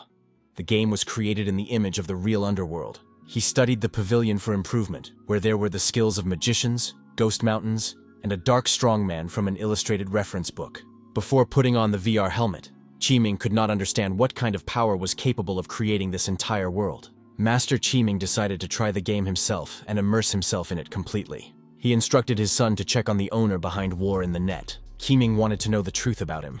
3 days later, his grandson reported that the owner of the game was an ordinary person with no special past. There was almost no information about the development team, and such strict secrecy seemed strange. They found out everything they could. His grandson sent people to follow the developers, but his grandfather said there was no need. He announced to his grandson that he was ending the investigation because he did not understand what kind of secrets he was investigating. Qiming saw the Warrior of Darkness, whom he was able to summon, albeit not completely, and bring things from the underworld into the real world. Qiming said that he had learned how to use the summoning of dark warriors in the game, and now he could release them into the real world. Ordinary people cannot use their skills from the game in real life, but a cultivator with a powerful soul can. It turned out that the skills in the game were real, and the owner of the game was just a cover. Behind him was a terrible cultivator. The power of the person behind it had reached the level of the underworld. He was able to travel between the underground and the real world, and could be considered immortal. Under no circumstances should such a powerful force be insulted. The man is glad that his grandfather was able to see through the whole thing. After that, his grandfather demanded to open an account to buy soul coins, and the image of the Hermit Master in his grandson's heart collapsed. Ziming found himself on Ghost Mountain, and could now say that he had gained a deep understanding of one important truth. Only by investing money can you level up in the game. You need to learn skills and buy equipment, spending money everywhere. And if you don't have any, how can you explore the game? Qiming turned to Dark Strongman on the forum. He had read that he knew how to blow things up. But then a stranger pushed the master aside, declaring that Dark Strongman was his prey. The man drew his sword and asked the mage in front of him if he wanted to die. Qiming immediately realized that the stranger was skilled with a sword, and had probably received a certain inheritance in this world. The player had read on the forum that he would have to fight monsters, but this was the first time Qiming had found himself in such a situation. The rivals summoned the Warriors of Darkness and 10 magic balls, respectively. A battle began between them. They clashed again and again, neither giving way to the other. The Dark Warriors were quite strange, different from those controlled by other players. The mages and swordsmen immediately sensed this. Each of these Dark Warriors had their own tactics. They could predict attacks and dodge them as if they had their own consciousness. Qiming noticed that his opponent was using the Ao family's ball-handling tactics. It turned out that they were both cultivators. The swordsman demanded that the Dark Strongman be given to him, but Qiming insisted that he had come first, and since they were both cultivators, there would be no winner or loser between them. However, at that moment, something unreal happened. As a result, the master's movements were completely blocked. He was distracted by the ball possession tactic and did not notice how the flying sword behind his back disappeared. That was the end of the grandfather's life. Resonant vibrations occurred in the spirit room. It seemed that another heir to the heroic soul had awakened. Most likely, this was due to the new cultivator, Qiming.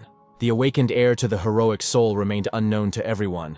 In real life, preparations were underway for Valentine's Day. Luwu wanted to buy gifts for his girlfriend, but she was only thinking about food. In addition, only couples were wandering the streets, and this holiday was definitely not for singles. The young man decided to talk about work, and asked the girl how the soul had awakened, and what the subsequent development would be. Bailey said that the awakened legacy had disappeared again. More precisely, a player named Qiming was killed at the moment when the heir to the heroic soul had not yet fully awakened. The soul left the game, and the legacy was interrupted. Indeed, it could be said that this was bad luck. The player died just before he could obtain the heroic soul. But the girl was not upset, because sooner or later he would be able to awaken the legacy again by reappearing in the game after resurrection. Luwu thought for a moment and asked a question. If a player encounters a very powerful spirit in the underworld, can the combat artifact protect them so that their souls are not taken away? It turned out that the supreme law of the underground world of reincarnation is closely connected with a magical artifact. The girl couldn't say anything more specific yet, but she assured him that even the strongest spirit obeyed this law, and no one could go against the supreme law of reincarnation. Realizing that he couldn't get anything more out of the girl, Luwu suggested they go shopping, but suddenly Bailey announced that they needed to return home urgently. Something very serious had happened. Luwu didn't understand what had happened, but he was sure that nothing good had happened. On the outskirts of the Liuli district, in one of the most deserted corners, there were very few players. It was all because of the holiday. All the lovers had gone to celebrate. The players argued that they weren't weaklings who ran around with girls, but that they devoted their entire lives to important things. As they were talking, they heard a strange sound. The guys froze and saw a huge army of ghost soldiers near the border. There was no end in sight to these troops. The players realized that they would have to rest because they were outnumbered. Now they could die and be kicked out of the game for 3 hours. Life is pain. General Sha Na asked his subordinates what living creatures they had encountered along the way, because he had never seen anything like them before. The ghostly messenger of souls informed his master that he had brought several living creatures, and that they could be questioned personally. The soul messenger warned that the creatures were very weak, most likely travelers, and General Sha Na asked them who they were and where they came from. The players stated that they were descendants of Prince Beiqi and did not understand why they were being treated this way, since everyone in the game was on equal terms. The ghostly messenger of souls told them not to dare to be insolent to Lord Sha Na. After that, the messenger struck them, and they demanded to shut up that dog lover Sha Na and keep his dog on a leash. The general was shocked by such insolence, If he did not trust the messenger, he would have thought that he had deliberately brought such creatures to upset him. But now, the general simply gave the order to kill the stranger. It was very quiet in the abode of the dead. Few players had logged in today, and the general's army had suddenly appeared. It seemed that the abode of the dead was in great danger. Lu Wu reassured the girl, saying that he was already prepared for the invasion of Sha Na's army, and that there was no need to worry. The general ordered the ghostly messenger of souls to kill anyone he encountered in the abode of the dead, because now it was his territory, and there was no refuge for strangers here. Soon they heard that unexpected guests had appeared in the abode of the dead, and there were even more of them than the general's army. The ghostly messenger said that they might not return to the Luli region, and that these travelers, although superior in number, were in fact very weak. This battle could be won. The temporary commander-in-chief defending the abode of the dead was Wu Goi, who called on his supporters to kill the scoundrel General Sha Na. Lu Wu had previously posted on the forum about the general's invasion, but he did not think that so many people would join during the holiday, and that the commander-in-chief would be Wu's own brother. The players, led by Wu, prepared for the attack. The general's army was also ready. Soon, the ghost warriors realized that the players were indeed weak, and called for them all to be killed, leaving not a single one alive. The players understood that there were too many ghost warriors, and that they would have a hard time, but they continued to fight. The general understood that the strangers were indeed weak, but seeing their comrades die, he noticed that for some reason, they did not lose their fighting spirit, but on the contrary became more insane and evil. It seemed that they were not afraid of death, and since they were not afraid, the most terrifying monster came out to meet them to satisfy their madness. The ghostly messenger of souls believed that these nobodies did not deserve to be killed by the general himself, and asked that this be conveyed to his subordinates. But General Sha Na decided to kill them himself, and thus reduce the army's losses, because there were so many players. Although they were weak, the ghost soldiers could suffer. The general rushed into the attack, and soon the players' camp was almost completely destroyed. Of course, in a head-on collision with the current strength of the players, it was impossible to defeat the general's army. In addition, Sha Na himself entered the battlefield.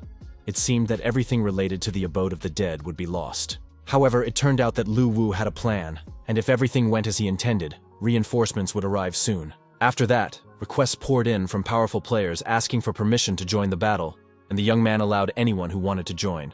These were non-player characters who were originally created for entertainment, but in the end, they felt an incomparable hatred for the general and wanted to prove their loyalty to Prince Beiqi. The general had already tasted victory, and destroying ordinary players called them brats and weaklings. At that moment, the demon Lu stepped forward and addressed the players, saying that he would cover for them. The other NPCs followed suit, ready to stand up for their players. The players were stunned to see such support and decided to unite against the general. The general was unable to immediately identify the new participants in the battle and thought they were the same players he had killed before. It was very difficult for the NPCs. They were holding back the general's attack with their last ounce of strength. Bailey understood that although Lu Wu had added NPCs, their mental powers were limited, and it was difficult for them to resist the general. But the young man remained calm and confident that the outcome of the battle was not yet decided. Many of his assistants had not died in vain. They had bought time for the players. The real battle was just beginning, and the game was no longer just a game. The characters had become real friends. At that time, most of the strong players were celebrating Valentine's Day and learned of the death of their friends quite by accident. No entertainment could cheer them up anymore. The players felt it was their duty to urgently return to the game and join the battle to avenge their comrades. Gamers on the battlefield broadcast live, showing everyone their strength of spirit and determination. The guilds of guardian angels and great dragons rushed to the aid of their comrades. The players' troops returned, and new characters appeared before the general, stronger and more advanced than ordinary players. The general sincerely did not understand where these players came from, because the abode of the dead had never been covered by a solid army due to a lack of resources, which was why the general had moved here. As a result, he faced so many strangers that he could not kill them all. They were all like madmen and completely fearless of death, so Sha Na ordered all his troops to rush into the attack. The young man realized that the enemy was trying to raise the morale of the ghost army with the drumbeat. But this was not a problem for the players. Now the main song of the game was playing, and the attack began to this musical track. United by a single idea, the desire to win, wonderful beats, and the lyrics of the song, the players lined up for the attack and went after the ghost army. The demons did not understand what was happening. It was obvious that the players had almost no strength left, but under pressure, they rushed into battle again. It was pure madness. The general yelled at his troops not to be confused. Although the strangers were numerous and insane, They were all weaklings. It was still a battle, and the ghostly army had the advantage. But suddenly, the general recognized some of the players and realized that the strangers had mastered the power of the path of hell and were supported by their ancestors. At that moment, one of the players said that he had spent a lot of money to buy soul coins, collect the necessary materials, and become the first rune knight in the game. And now the moment had come when he could demonstrate his power. General Sha Na immediately sensed the threat from the rune knight. The ordinary warriors realized that they were no match for him and ran away. The general was shocked. With each passing minute, more and more new players appeared, and he began to think that Prince Beiqi himself might soon appear on the battlefield. Qi Ming enjoyed what was happening. He did not think that at the twilight of his life he would see such a magnificent battle. The puppy did not stand aside either. He joined the mythical guild and was supposed to heal his comrades in arms. The puppy immediately healed all the wounded, and under the leadership of Wu Gui, the players launched another attack. 4 hours of terrible battle passed, and it became clear that the general's army could not hold out. The ghostly messenger of souls warned the Lord that there were too many strangers, and the ghostly warriors began to lose confidence. After that, General Sha Na ordered his troops to retreat, and the sight of the fleeing demons genuinely surprised and shocked the players. It was approaching 8 o'clock, and the battle was already reaching the shores of the underworld sea. There was nowhere left to retreat. The players had no intention of giving up and continued to chase the monsters. The general sincerely did not understand how such a brutal people could exist. The monster expected that by killing some of the players, the rest would be terrified. He did not expect that, on the contrary, they would become even more enraged. It soon became clear that the players had caught up with the general, and he realized that he would not have provoked these madmen if he had only known their nature. The ghostly messenger of souls began to get nervous and demanded that her master come up with a plan quickly. But the general's plan was to abandon his army and flee alone, leaving even his loyal servants behind. The Rune Knight did not want to let the general escape and rushed into the attack. But the Rune Knight did not have enough strength, and in the next moment, the general killed him. The general was glad to have dealt with their leader, although these restless heroes had gotten on his nerves. Seeing this, the players decided to avenge the Rune Knight and intensified their attack on the general. They used their most powerful techniques against the villain. The monster continued to scream desperately that he would not die so easily. And indeed, there was a huge, powerful explosion that shook the entire underground world. When the smoke and fire cleared, the wounded general crawled on his belly, feeling his strength ebbing away. He needed to jump into the sea and escape urgently. It was his last chance. General Sha Na flew up, realizing that the players had won today. But he would definitely gather his strength and kill them all. The players knew that things were bad, and that the villain was escaping. The gamers thought there was no way to stop the villain, when suddenly a fiery arrow whistled over their heads. It was the moment of glory for the archer, who had been repeatedly laughed at. It seemed that the young man had hit the target, and now his destiny was clear. General Sha Na was his fate. Soon, the game gave a notification. Boss Sha Na had been killed. All players received a lot of experience points and status upgrades. But what they liked most was the fact that they had jointly defeated such a powerful opponent. Even the developers couldn't believe what was happening.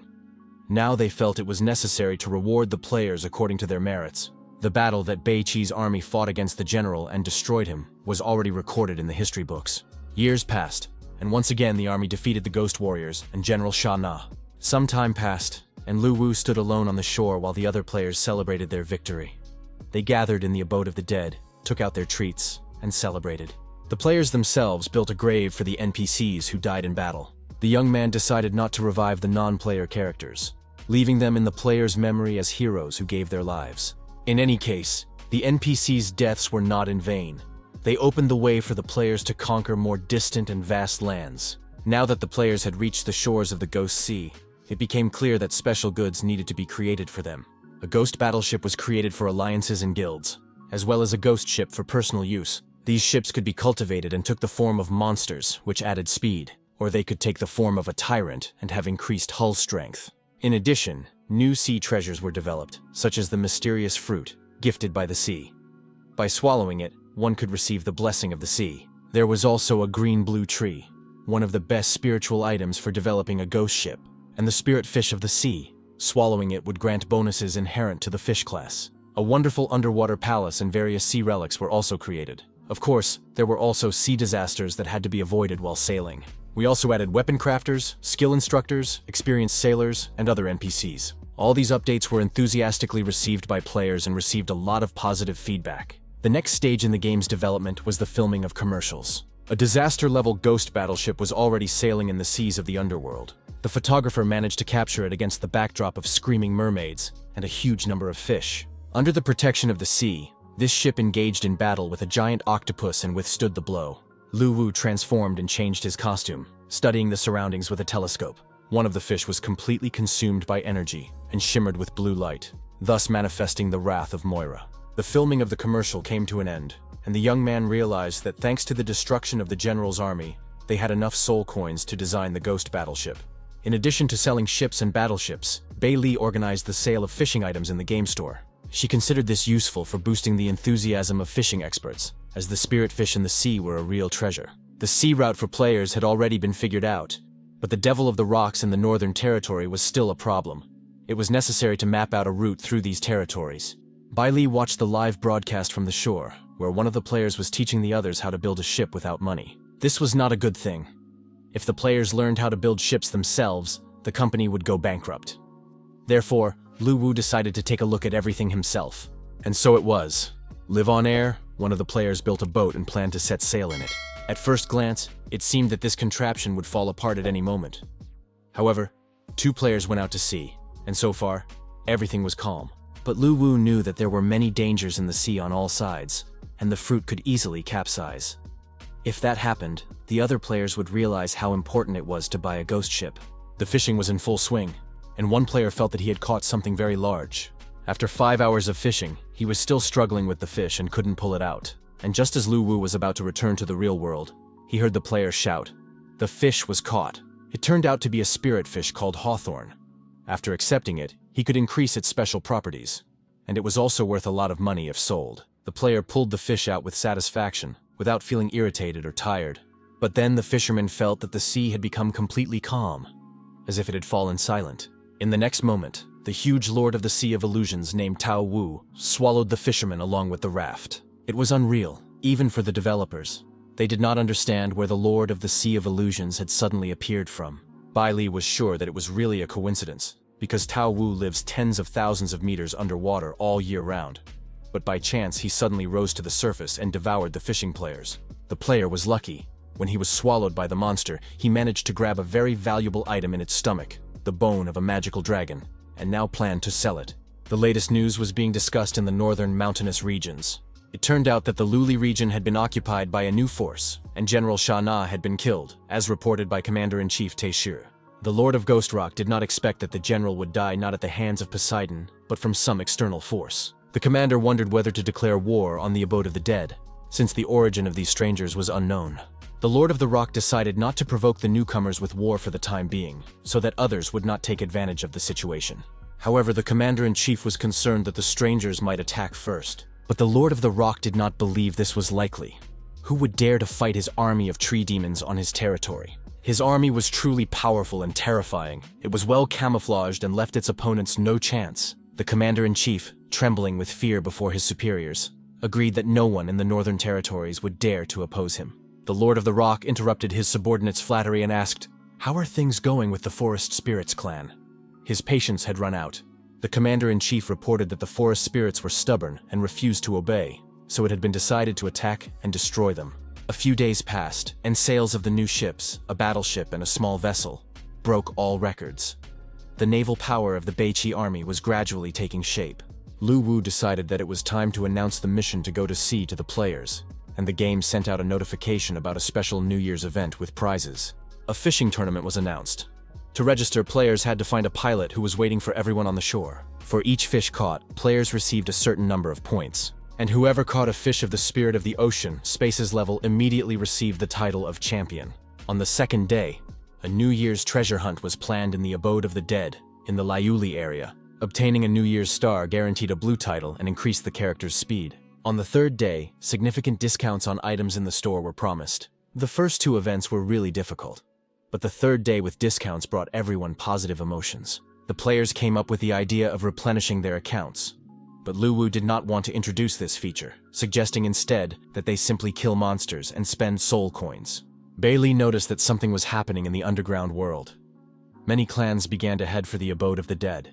Representatives of various clans gathered at the entrance to the Ghost Mountains. They tried to figure out what was going on. The Forest Spirit Clan looked like ordinary people, but had the abilities to grow, heal, and protect. The players did not understand why this clan had come to the abode of the dead, since this was the territory of Bei Qi's army. This surprised the representatives of the forest spirits. They knew that the prince's army had long been defeated and no longer existed. But one player was indignant and said that Prince Bei Qi had 1,000,000 descendants and demanded that the strangers introduce themselves and explain why they had come. Outwardly, they still looked like humans, but they were alive. The stranger replied that they belonged to the Forest Spirit Clan, which had been approved by Prince Bei Qi himself as a clan of healers. After the prince's death, the Forest Spirit Clan was locked up in the northern mountains, and the Lord of the Ghost Rock tried to use them.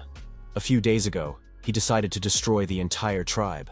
The players did not know whether to trust this representative of the Spirit Clan, or whether he had been sent by the Lord of the Rock. Opinions were divided. Lu Wu knew that the spirit was telling the truth, but something still seemed suspicious. Bailey was pensive, her mind racing with thoughts. She was confused that the Forest Spirit Clan still existed, while all the other forces loyal to Prince Bei Qi had long been destroyed by other villains. If so, were the spirits traitors? Lu Wu reassured the girl. The messenger who secretly worked for the Lord of the Rock had already reported on the situation. The Spirit Clan had survived because the Lord of the Rock wanted to use them to increase the combat effectiveness of his army. He forcibly took the spirits away and held them captive, thus protecting them from other villains. This was because the Forest Spirit Clan was weak in combat, but possessed healing powers, which appealed to the Lord of the Rock. They resisted to the last, and now the players did not want to believe them and were going to check their signs. One of the gamers said he didn't trust the spirit and suggested going to the butler of the abode of the dead to find out the truth. The forest spirit was surprised. How could there be a butler of the abode of the dead? He had served Prince Bei Qi for so many years and had never seen a butler. When everyone arrived at the abode of the dead in the main temple, there was no end to the tears of joy and happiness. The butler could not hold back his tears, for he did not believe that the forest spirits could have survived after the prince's death and the villain's seizure of the land. The Spirit Clan, of course, did not know this butler. He had been created by Lu Wu recently, but he recognized the spirits thanks to the information provided by Lu Wu. The players were satisfied, having received confirmation that they were not facing enemies. The players were happy that they had killed the general and avenged their comrades, and now they were going to deal with the Sea King and the Lord of the Ghost Rock in the Northern Territories. It was decided to revive Prince Bei Qi's army and rule over the entire underground world. The spirits' plan covered the basics. These people had destroyed the general and now were going to defeat the Sea King and the Lord of Ghost Rock. The players got along well with the Forest Spirit Clan, so Lu Wu asked the manager to take them with him to make a vow before the military artifact. After the artifact received the Oath of Allegiance from the Spirit Clan, Lu Wu slightly altered their memories and made them a new type of NPC. Soon, the Forest Spirit Clan will be able to integrate into the player community as military doctors, who help players stay combat ready for longer. In addition, many romantic interests arose between the representatives, so it was necessary to establish a level of intimacy protection. Since the clan of forest spirits became partners, it became necessary to organize a place for them to live. It was decided to settle them on the border between the abode of the dead and the Luli region. The forest spirit healer was very upset when she was unable to heal a mortally wounded player, but he was not worried because he knew he would return in a few hours as good as new. Another player dreamed of dying as soon as possible and asked his colleague to help him so that he could return to the game with full strength. In general, the Forest Spirit Clan has not yet figured out when to heal players and when to kill them. A few days later, the players and the forest spirits went into another battle. They killed monsters together and did pretty well overall, but sometimes the monsters killed players, and they wanted the forest spirits to heal them faster. The forest spirits already understood. There was no need to worry too much. In 3 hours, the player would be resurrected as good as new, and with such a wound, he could not be saved. They decided not to heal the next player either. His arm looked bad, his leg too. Better not to waste time and die first, as a sign of respect, so that they could then help the other wounded. The fairy went to treat others with lighter wounds, although the player thought he could still be saved. It seemed that the initially kind nature of the Forest Spirit Clan was gradually becoming insensitive after communicating with the players. Unfortunately, all living creatures change under the influence of society and their environment. But Lu Wu's attention was drawn to a completely unknown sound. A huge clock appeared in the sky. It came out of nowhere, even though there had never been anything like it there before. It was New Year's Eve in the Sea of the Underworld. The clock struck the countdown, signaling the arrival of the new year. This was followed by festive fireworks, and the official start of the fishing competition was announced. The players really liked the clock in the sky, and combined with the fireworks, the atmosphere was truly New Year's Eve-like, just like in the real world. One of the first fishermen to catch a fish and earn a bonus was a dog who caught an island tooth, a sea spirit-level fish. One of the unlucky players mentally cursed absolutely everyone while waiting for a bite, but soon he got lucky. The rod vibrated in his hands, and he pulled out not just a fish, but a special sea spirit-level fish. The player was absolutely happy, but did not want to sell the fish, considering it unclean blood. Soon, however, he roasted it. Even though the fish looked strange, it smelled delicious. There was a strange player who preferred to eat a rare fish instead of selling it. But every player makes their own choices. Bai Li, who loved to eat, understood him like no one else. The next day of the competition also went well. It was fun and productive. Treasure was scattered throughout the area, which could be searched for, collected, and then sold or exchanged. Not only ordinary players were engaged in this, but even famous and distinguished cultivators. Soldiers were useless. They only knew how to attack or defend and could not collect treasures. The players did not hesitate to push each other around in order to get as many New Year's coupons as possible. The forest spirits still did not understand people. While fishing was understandable, the crazy running around the mountains and plains baffled them. The little representatives of the forest spirits clan went with the people to run and collect colorful coupons. After that, they counted the coupons and handed out prizes to the winners. The New Year's messenger was in charge of counting and selling the necessary items for the earned coupons. The summoned demons helped collect many New Year's coupons, and the player received a hidden profession. This profession was called Ghost Beast. It could summon spirits and cause destruction, and outwardly resembled a flying horse with horns. With its help, it was possible to summon various forms of ghosts for one's needs, and as the level increased, the number of summons increased. The third ability was to mobilize the powers of the Ghost Beast in the body and deliver a devastating blow. The third day of the event arrived, and all items in the store were discounted for the new year. The event had only just begun, but the goods were almost sold out, and the players' enthusiasm for the discounts was enormous.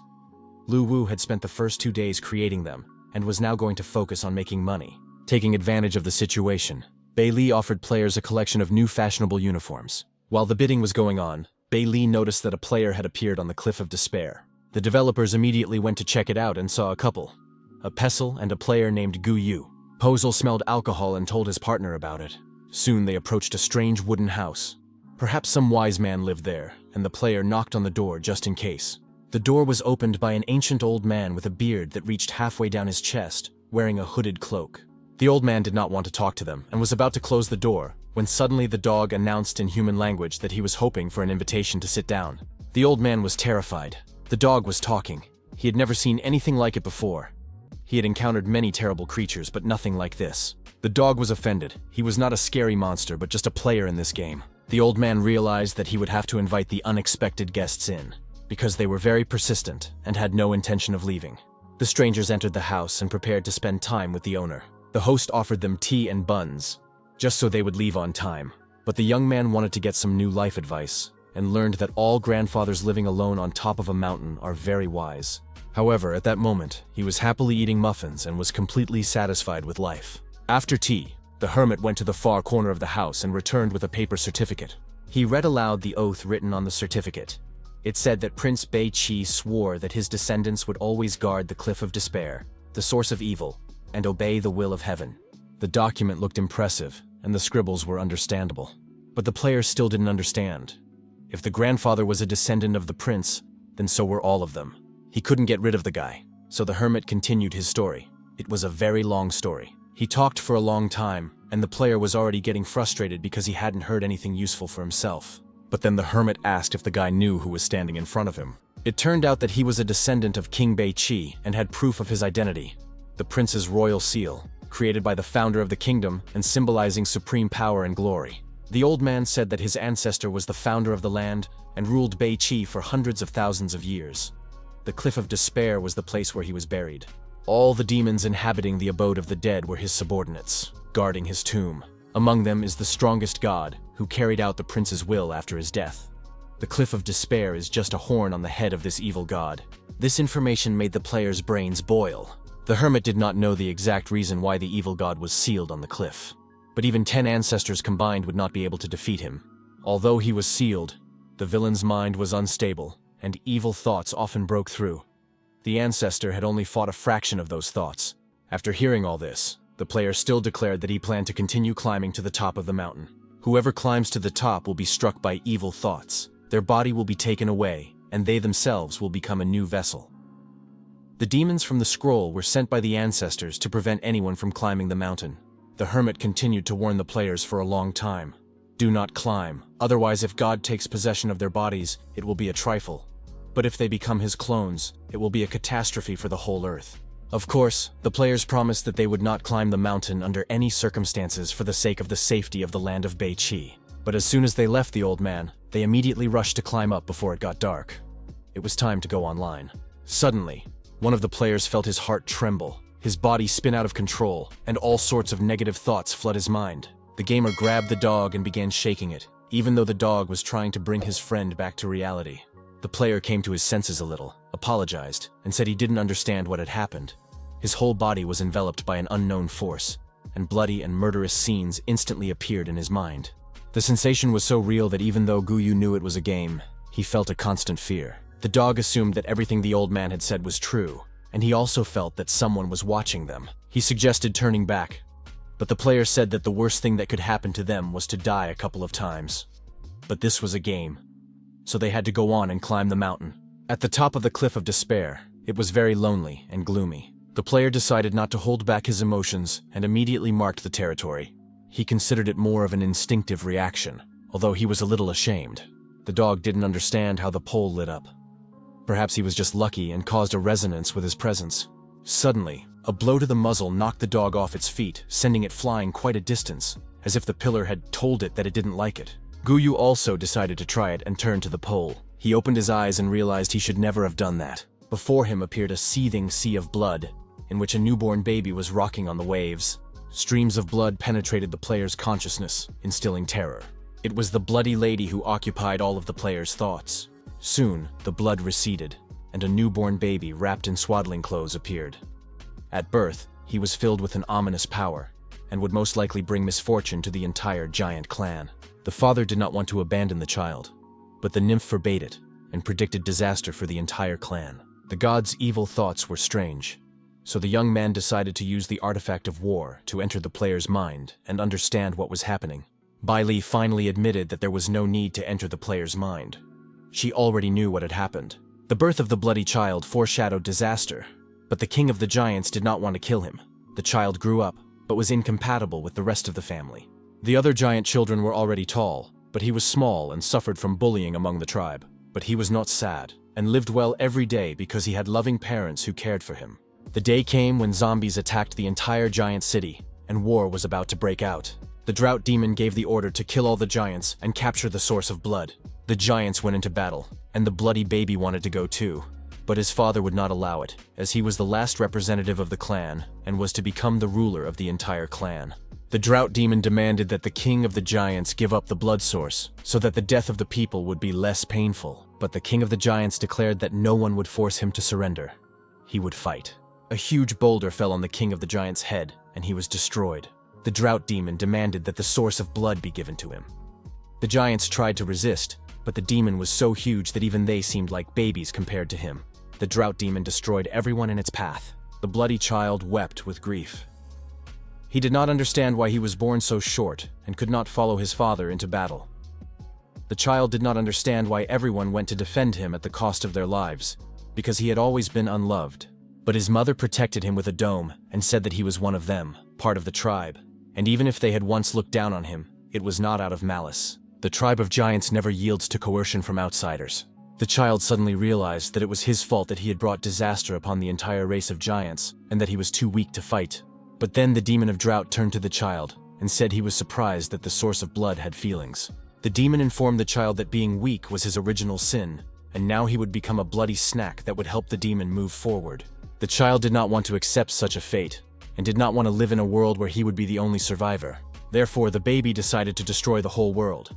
From rage and inner anger, he began to grow, and in the end, the demon of drought became a bug in comparison to him. And the more the baby grew, the more he hated everything and everyone. He decided to destroy not only the demon, but the whole world. And under the open sky, he attacked his enemy with all his might, devouring the demons and all their powers. When he had expelled all the negativity, the baby gradually shrank and returned to normal size. A girl named Lee appeared before him and said that it was impossible to destroy this world, but she was ready to become his friend. She explained that he was very dangerous now, and she would put him to sleep, waking him up only when he became more agreeable. After that, the stranger took advantage of the situation and gradually put the dangerous giant to sleep, promising that when the time came, they would become friends. Lu Wu decided that the woman in white who had preserved the giant was Bei Li, but the girl said it wasn't her, although she knew who did it. However, she couldn't tell the young man the whole truth now because his soul would burst under the weight of the secret. It was mysterious and unbelievable, so Lu Wu decided to find a way to improve the strength of his soul so that he could bear the secret that Bei Li would tell him. Gu Yu was still standing motionless, and the dog had already begun to worry about his boss. Finally, the player came to his senses and said that strange images had appeared in his mind, similar to memories of the evil god. Now he knew that the pagoda pillar had appeared after the evil god had been sealed. It was unclear why the dog jumped back when it touched the pagoda. Perhaps it saw the god's trace. Suddenly the player heard a voice in his head asking if he wanted power. But the player did not believe in such things. He said he wanted peace and asked to be spoken to like a human being. But the voice spoke to him again and said that if the young man fulfilled one condition, he would receive infinite power. The voice wanted him to help kill the demon of drought. It turned out that the drought demon had not been killed. It had managed to escape, and the old corpse in the burial ground was the demon itself. Lu Wu was worried that the evil god would harm the player's soul, but Bei Li assured him that there was nothing to worry about. In fact, it was just an ordinary god living in the underworld. But the young man remembered the words of the old hermit, who claimed that even 10 princes of Beiqi would not be able to defeat this evil god. Bei Li admitted that she was indebted to this evil god, and now the young man could help her. The player agreed to the proposal and asked where the drought demon was. It turned out that he was hiding in a bone tomb, and for killing him, the player would receive unlimited power. Gu Yu honestly admitted that he would not be able to do this because he was not capable of defeating it. But the spirit confirmed his fears, saying that the player would not be able to defeat it, but the evil spirit that had consumed the young man would. But then the evil spirit was disappointed. It could not capture the player's soul because it was not attached to the body. The player screamed desperately throughout the dungeon, and the spirit asked him about the eternal soul that the young man possessed. The player admitted that at first he had planned to take revenge, but now he would do nothing because the spirit wanted to take his soul. Then the spirit turned his attention to the dog, but the dog was wary and would not give in. The evil spirit approached from the other side and asked to borrow his body, promising to return it after killing the demon and giving the player supreme power. But the player was unshakable. Bei Li owed the evil god and the young man helped her. He established a way to help the spirit. A military artifact would drive out the player's evil thoughts, and he would not be harmed. After that, the player agreed to rent his body for 3 hours, and the evil spirit thanked him, saying that this time would be enough. After receiving all the blessings and signing the contracts, the player's body began to fill with the spirit of the evil god. The player felt unprecedented strength, and it seemed to him that he could crush 10 Shana generals with one hand. Finally, complete reincarnation and transformation took place, and the evil spirit promised to return the body after completing its business, and kept its promise. Having said this, the evil spirit in the player's body rose into the sky and flew away, and the dog began a live broadcast, announcing that his boss had turned into a great evil god and was going to bring disaster to the entire land of Beiqi. 2.5 hours later, the bone tomb was pierced by a huge bloody comet. Inside the fiery blood ball, someone was present, possessing insane power. The evil spirit in the player's body, standing on the tomb, addressed the drought demon, saying that he knew the demon was there and offered to come out to die. Gu Yu continued to summon the drought demon and demanded that it appear for a fair fight. The player, not waiting for the enemy to appear, began to pound the burial mound where the drought demon was locked up with his fists. Finally, the demon's soul was pulled out of the tomb, and the player hoped to destroy it. The young man was working with the bloody evil spirit of the underworld, to whom he had leased his body. His hand was raised for the final blow. The drought demon could not believe that the bloody evil spirit had become strong again and could harm him. But then the bloody spirit used the 8-armed demon option against the entire enemy. The drought demon began to restrain his opponent and bind his hands and feet, amazed at the audacity of the bloody evil spirit, who had taken advantage of a human body. The developers watched what was happening, and Bei Li was worried because the evil spirit was strong, but only a trace of evil thoughts remained from it. Lu Wu wanted the evil god to be able to get rid of his anger and negative emotions in order to become a true god, and the young man helped a little with his artifact. The bloody evil spirit felt a powerful surge of strength and was able to break the bonds that bound him. The drought demon did not understand what was happening. He felt that some external force had helped his opponent, but he could not understand who it belonged to. But no one was going to answer the drought demon's questions, and soon he was completely finished. Justice prevailed, and the seal of evil was set. The power was insane, and the players did not understand how it was possible to gather such power, even if they played the game their entire lives. The drought demon did not want to give up, because he had been hiding in the tomb for so long and hoped to still get out of it. The evil spirit killed the drought demon, but his end was also near. At the same time as his enemy, he felt that he could no longer resist, and the player who had rented out his body flew away. Circumstances were such that both the evil spirit and the drought demon were frightened. The evil spirit had effectively lost its fighting power after encountering only a cauldron. It turned out that this was one of the most powerful gods who ruled life and death in the underworld, Emperor Dunyu, who, along with 2 other emperors, truly possessed divine power. The underworld is vast and divided into east and west. Even such powerful gods as the 3 great emperors are only rulers of the eastern underworld. Lu Wu wanted to know what connection the evil spirit had to Emperor Dunyue. It was probably somehow related to the evil spirit's previous life, but it was not known exactly why the emperor was taking revenge on him. In the end, circumstances unfolded in such a way that both opponents were neutralized by Emperor Dunyue. The evil spirit could not win because he had signed a 3-hour contract, and the time was almost up. Guyu received notification of the end of his reincarnation, and felt the blood evil spirit leaving his body. The spirit resisted with all its might. It did not want to accept reality. It had suffered for hundreds of thousands of years, and today it finally had hope of killing the drought demon. They could have said or done something to each other, but both were destroyed by a third force, and some strange skeletons rushed after the player. But the dog was happy that his boss had returned.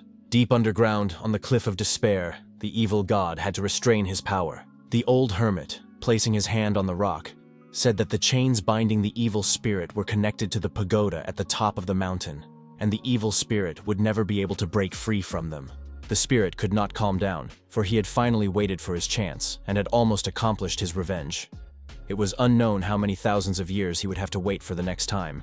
The evil spirit begged the old man to free him, promising him infinite power in return. But the old man did not believe his words, and said that he was the only one willing to simply talk to the spirit.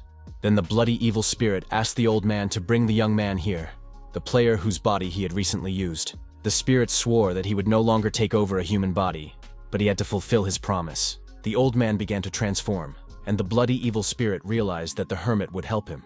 He was glad to find himself in a situation where such a monster was asking for help. Guyu was trying to escape from the skeleton dogs when he felt a magical force surround him and pull him into a whirlpool. The spirit of drought could not understand where the mortal had disappeared to, for his faithful servants had pursued the player until he vanished. The young man and the dog found themselves at the top of the cliff of despair in front of the door of an abandoned house. Could it be that the evil spirit had brought them back here and saved them from persecution? An old hermit opened the door and asked what they were doing there and why they had come back. The player did not answer. He ordered the dog to sit and wait and set off in an unknown direction. Guyu said that he had dropped something on the way and would go find it. He would not climb the mountain, but would leave the dog with the hermit, which was exactly what was needed, since he had helped the evil spirit. At the top of the cliff of despair, near a huge skeleton, the bloody evil spirit appeared. The player told him that he had come for what he had promised, because he had fulfilled his part of the agreement, although he was worried that the evil spirit would simply kill him. But soon the player felt his body fill with energy, and a notification came that he had become an apostle of the evil spirit and received the power of blood. These abilities allowed the player to recover quickly from injuries, expend less energy, and summon hellfire that burned a large area around him. The young man could also manipulate blood and absorb it, quickly restoring his energy and health. After activating his gaze, all targets looking at the player would be consumed by negative emotions and find themselves in a state of chaos and weakness. Guyu was dissatisfied because he had to destroy his rune warrior profession to obtain the inherited power of the evil spirit. The player wanted to have two professions, but the developers deliberately destroyed the rune warrior and had no intention of restoring it because they wanted compensation for their work. The evil spirit asked the player if he wanted to become strong. The evil spirit said that he had given the guy a seed of blood, and if he could successfully grow it, he would master one of the laws of the underworld. The player still had no idea what was going on, but the demon was ready to explain. If a person mastered any of the laws of heaven and earth, they could become much closer to the gods. And if they earned the emperor's blessing, they would become a new god. It sounded very pompous, and Guyu couldn't help but like it. Soon, the player came to his senses and realized that he needed to be more modest, because now the evil spirit had become his boss. and he was ready to learn how to become stronger. The difficulty of growing blood seeds was that it was a very long process. However, the evil spirit could help speed it up, and the guy was ready for anything.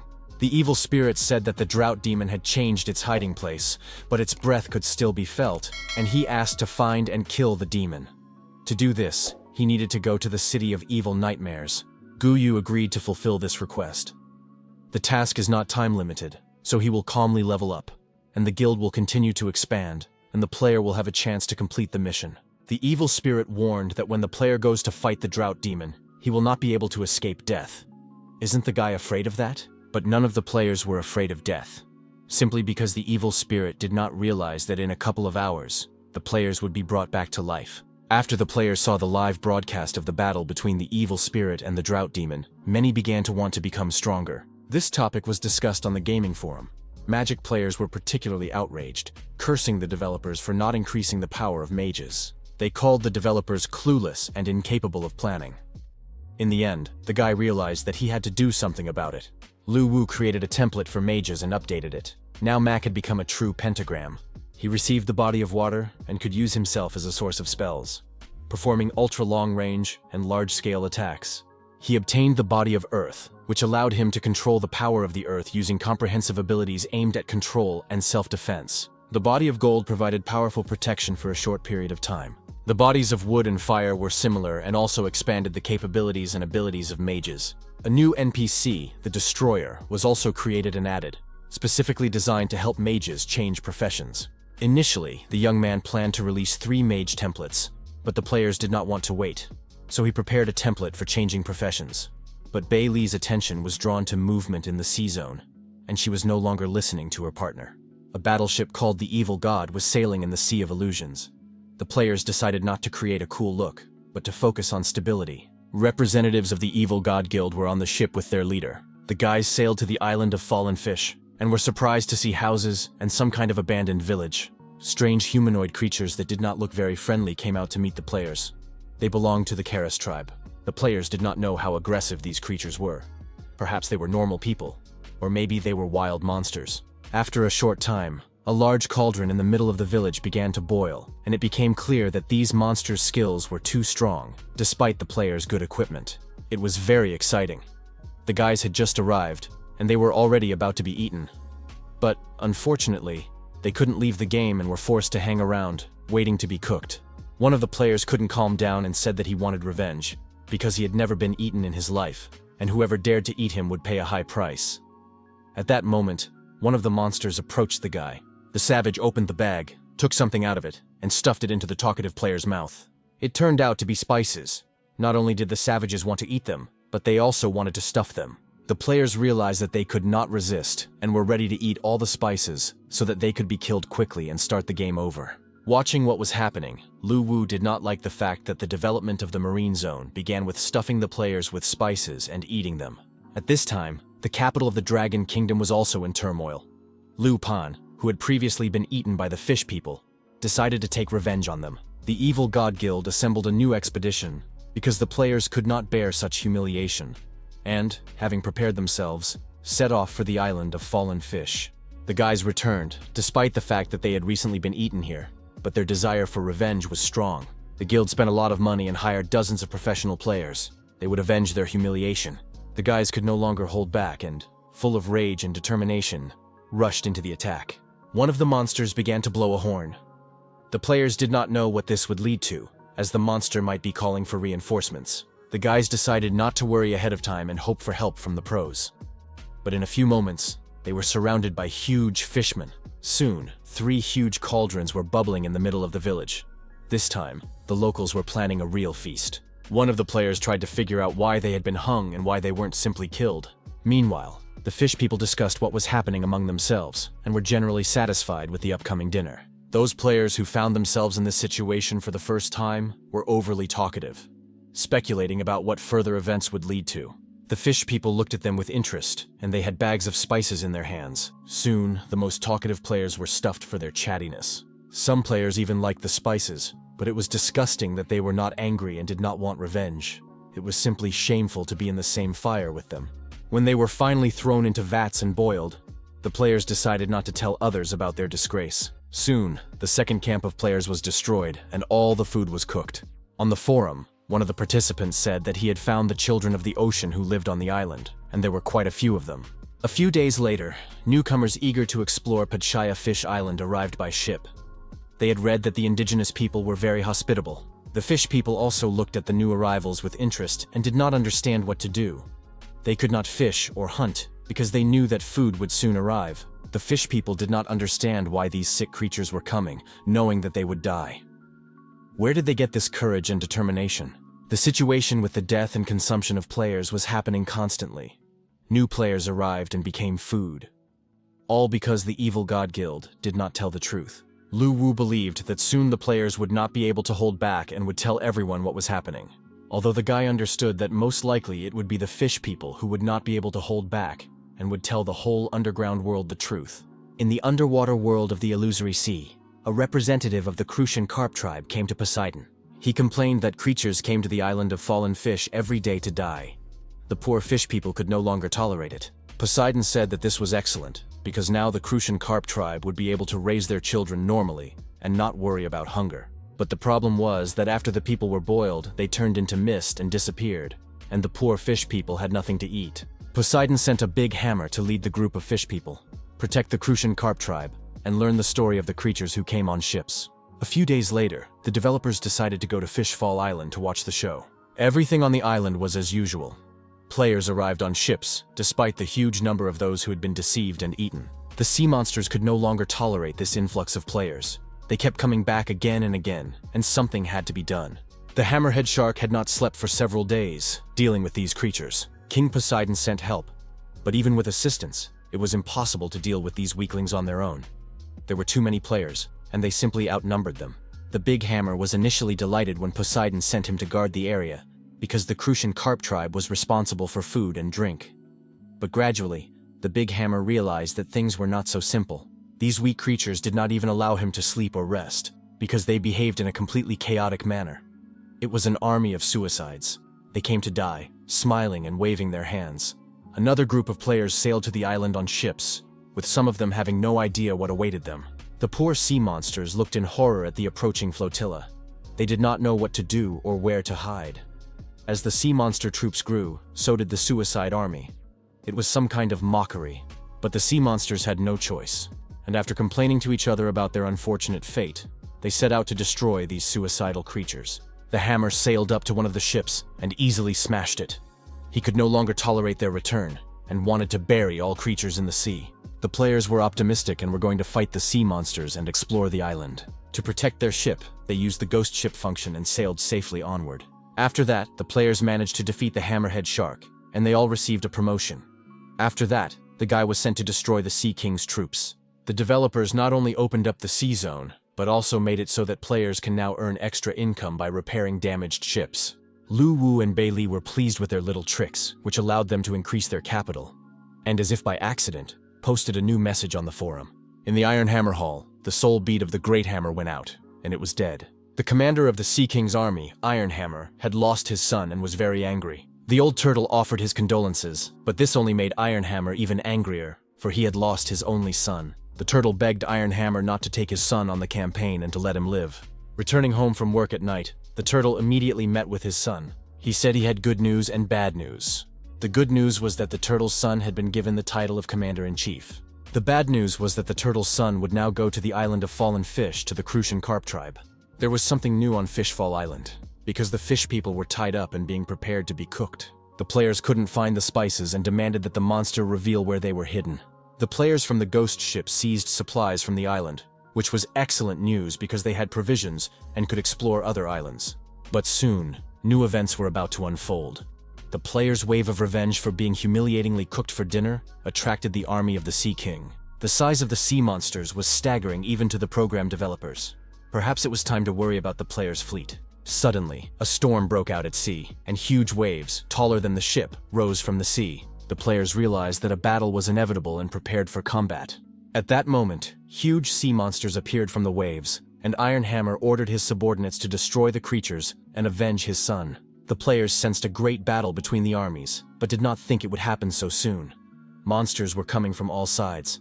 At first, Everything went very well for the army of sea monsters, because their opponents were poor swimmers and crashed together with their ships. Players who fell into the water after their ships were destroyed became easy targets for the Sea King's army. It was suggested to attack the elite monster to ease the situation for their comrades. Commander Ironhammer saw the ship that crashed into his sun and destroyed it. Therefore, Ironhammer decided to take revenge with his own hands. The monster rushed into the attack because he was not going to stop until he destroyed this ghost ship. He fought for his life, striking the ghost ship, but it did not break. The players on the ship were slightly shocked by what was happening. They understood that the commander-in-chief of the sea monster army was trying to destroy them. Ironhammer continued to pound the ship, entering into a kind of frenzy, and soon a small crack appeared. The dragon ship's shield was broken, and the players decided to jump into the water to stop Ironhammer, just to prevent him from destroying the ship. A battle began between the player and Ironhammer, who was strong and also had spiked armor. The guild leader used the rune of power and still could not defeat the monster. It became clear that it was not necessary to have techniques against a powerful opponent. They did not work. Ironhammer crushed his opponent left and right, and was finally able to deliver the decisive blows. Other players were also unable to oppose the sea monsters when they found themselves face to face with them. The players realized that they needed to retreat, and some of the ships managed to turn around and flee. After the battle and using the rune of power, Ironhammer began to recover, but he still felt dizzy. Bailey was upset that the players had fled and lost. She wanted them to continue playing, and considered it necessary to introduce rewards for exploring the sea territory. Then she saw some of the players setting up a long fishing line to catch a huge fish, and Bailey guessed that Poseidon was the main target from the beginning. Lu Wu was happy because their army was conquering not only the land but also the sea. Sure enough, after a few days, the players realized the gap between the strength of the players at sea and the army of the Sea King.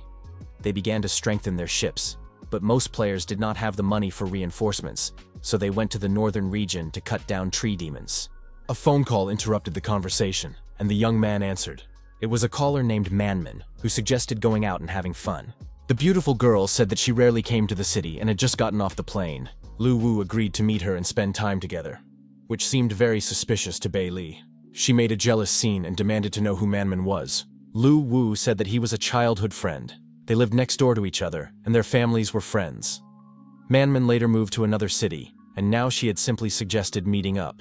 The young man did not want to take Bailey with him, even though she promised to protect him. The girl made a banal scene of jealousy, and now had no intention of letting Lu Wu go. The guy barely managed to escape from the house.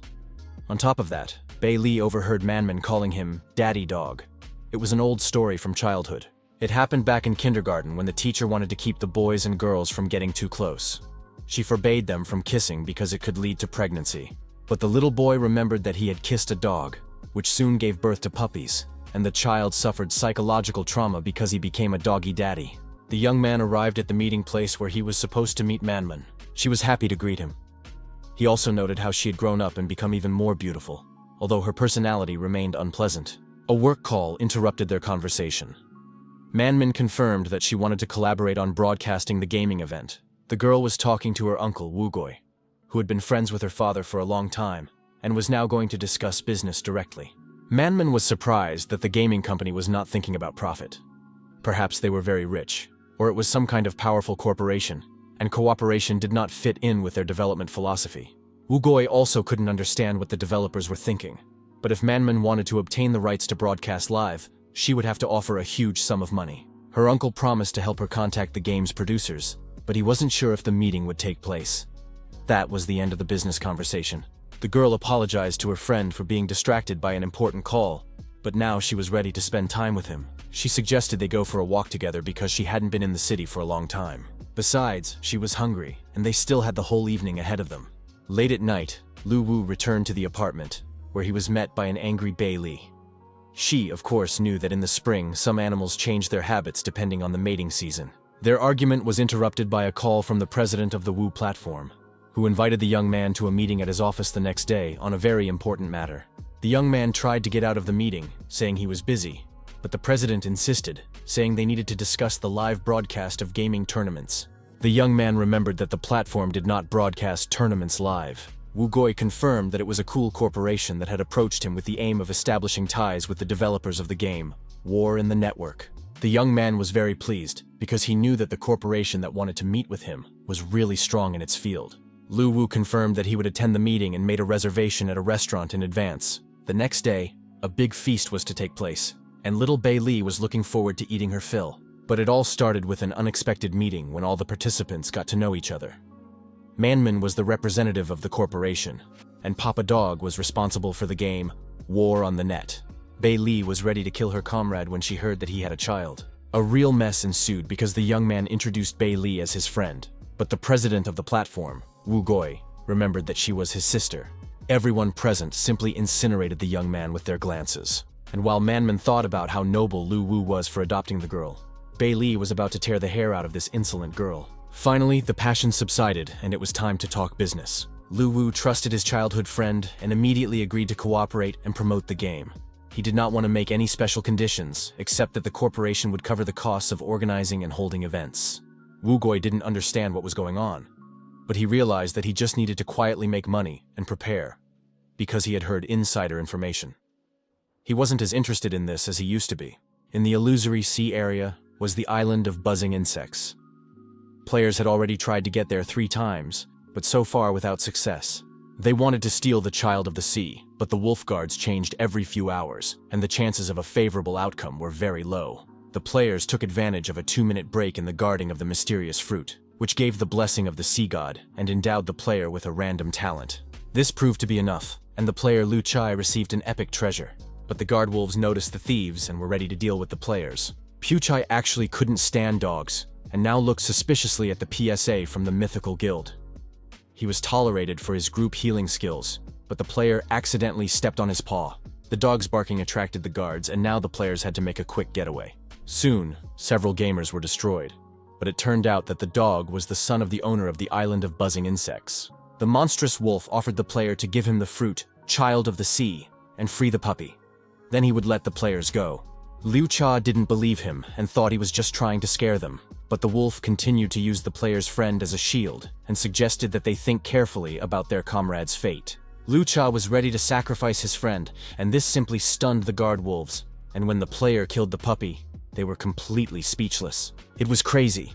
The player didn't care about his fellow creature, but now the guard wolves would definitely have problems with their boss. The boss had ordered them to kill all creatures and make them suffer, without missing a single one. Overall, it was a confusing situation with these crazy strangers, who were very reckless when their lives were at stake. 3 hours later, a notification arrived. The player Pu Chai had received an oceanic spiritual body. This happened after he sat with the fruit. The player received the blessing of the sea and could now increase his passive abilities while in the water. In addition, all his skills were restored to their maximum within a few seconds. This dramatic increase in options amazed the other players. After all, they only had 1 or 2 abilities, whereas here we were talking about the ocean spirit completely restoring the player. Soon, one of the players brought the boss a new item found on the island. It turned out to be rice shoots, a unique spiritual material that grew and could be used for alchemy or crafting. This unique item was the most valuable thing the players could find at this level. It seemed that sea monsters were very skilled in the spiritual realm. Lu Wu didn't understand why the girl demanded that this unique item be made. In addition, he had to spend a huge amount of soul coins to create it. Bai Li said that if he wanted to become as great as Prince Bai Qi, he needed to start building his strong form from the very beginning. Of course, this material was weak, but gradually it would accumulate strength and become highly valuable.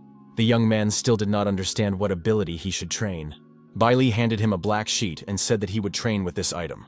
With the help of the artifact, the young man analyzed it and was ready to start. He realized that this black sheet gave him the ability to create monsters from the ground to the clouds, and would become the most powerful black paradise. He had to choose a monster in his mind and transform its form. The young man considered various options and settled on a monster in the form of a dog's head. As the black sheet burned, this demon named Swanee would begin to disappear, absorbing and gathering all the energy for the young man. But soon, something unprecedented happened. What Lu Wu saw in the mirror was very cute and childlike. He became a monster in the form of a kitten. This was his basic form. It was feeding time, and he ate the seeds of life that would help him transform into human form soon. Lu Wu chewed the seeds of life thoughtfully and realized that the girl had tricked him and that he would have to listen to her in order to transform into human form. The cat was very sad because his life had become completely hopeless, and this cat life was just beginning. He wondered when it would end,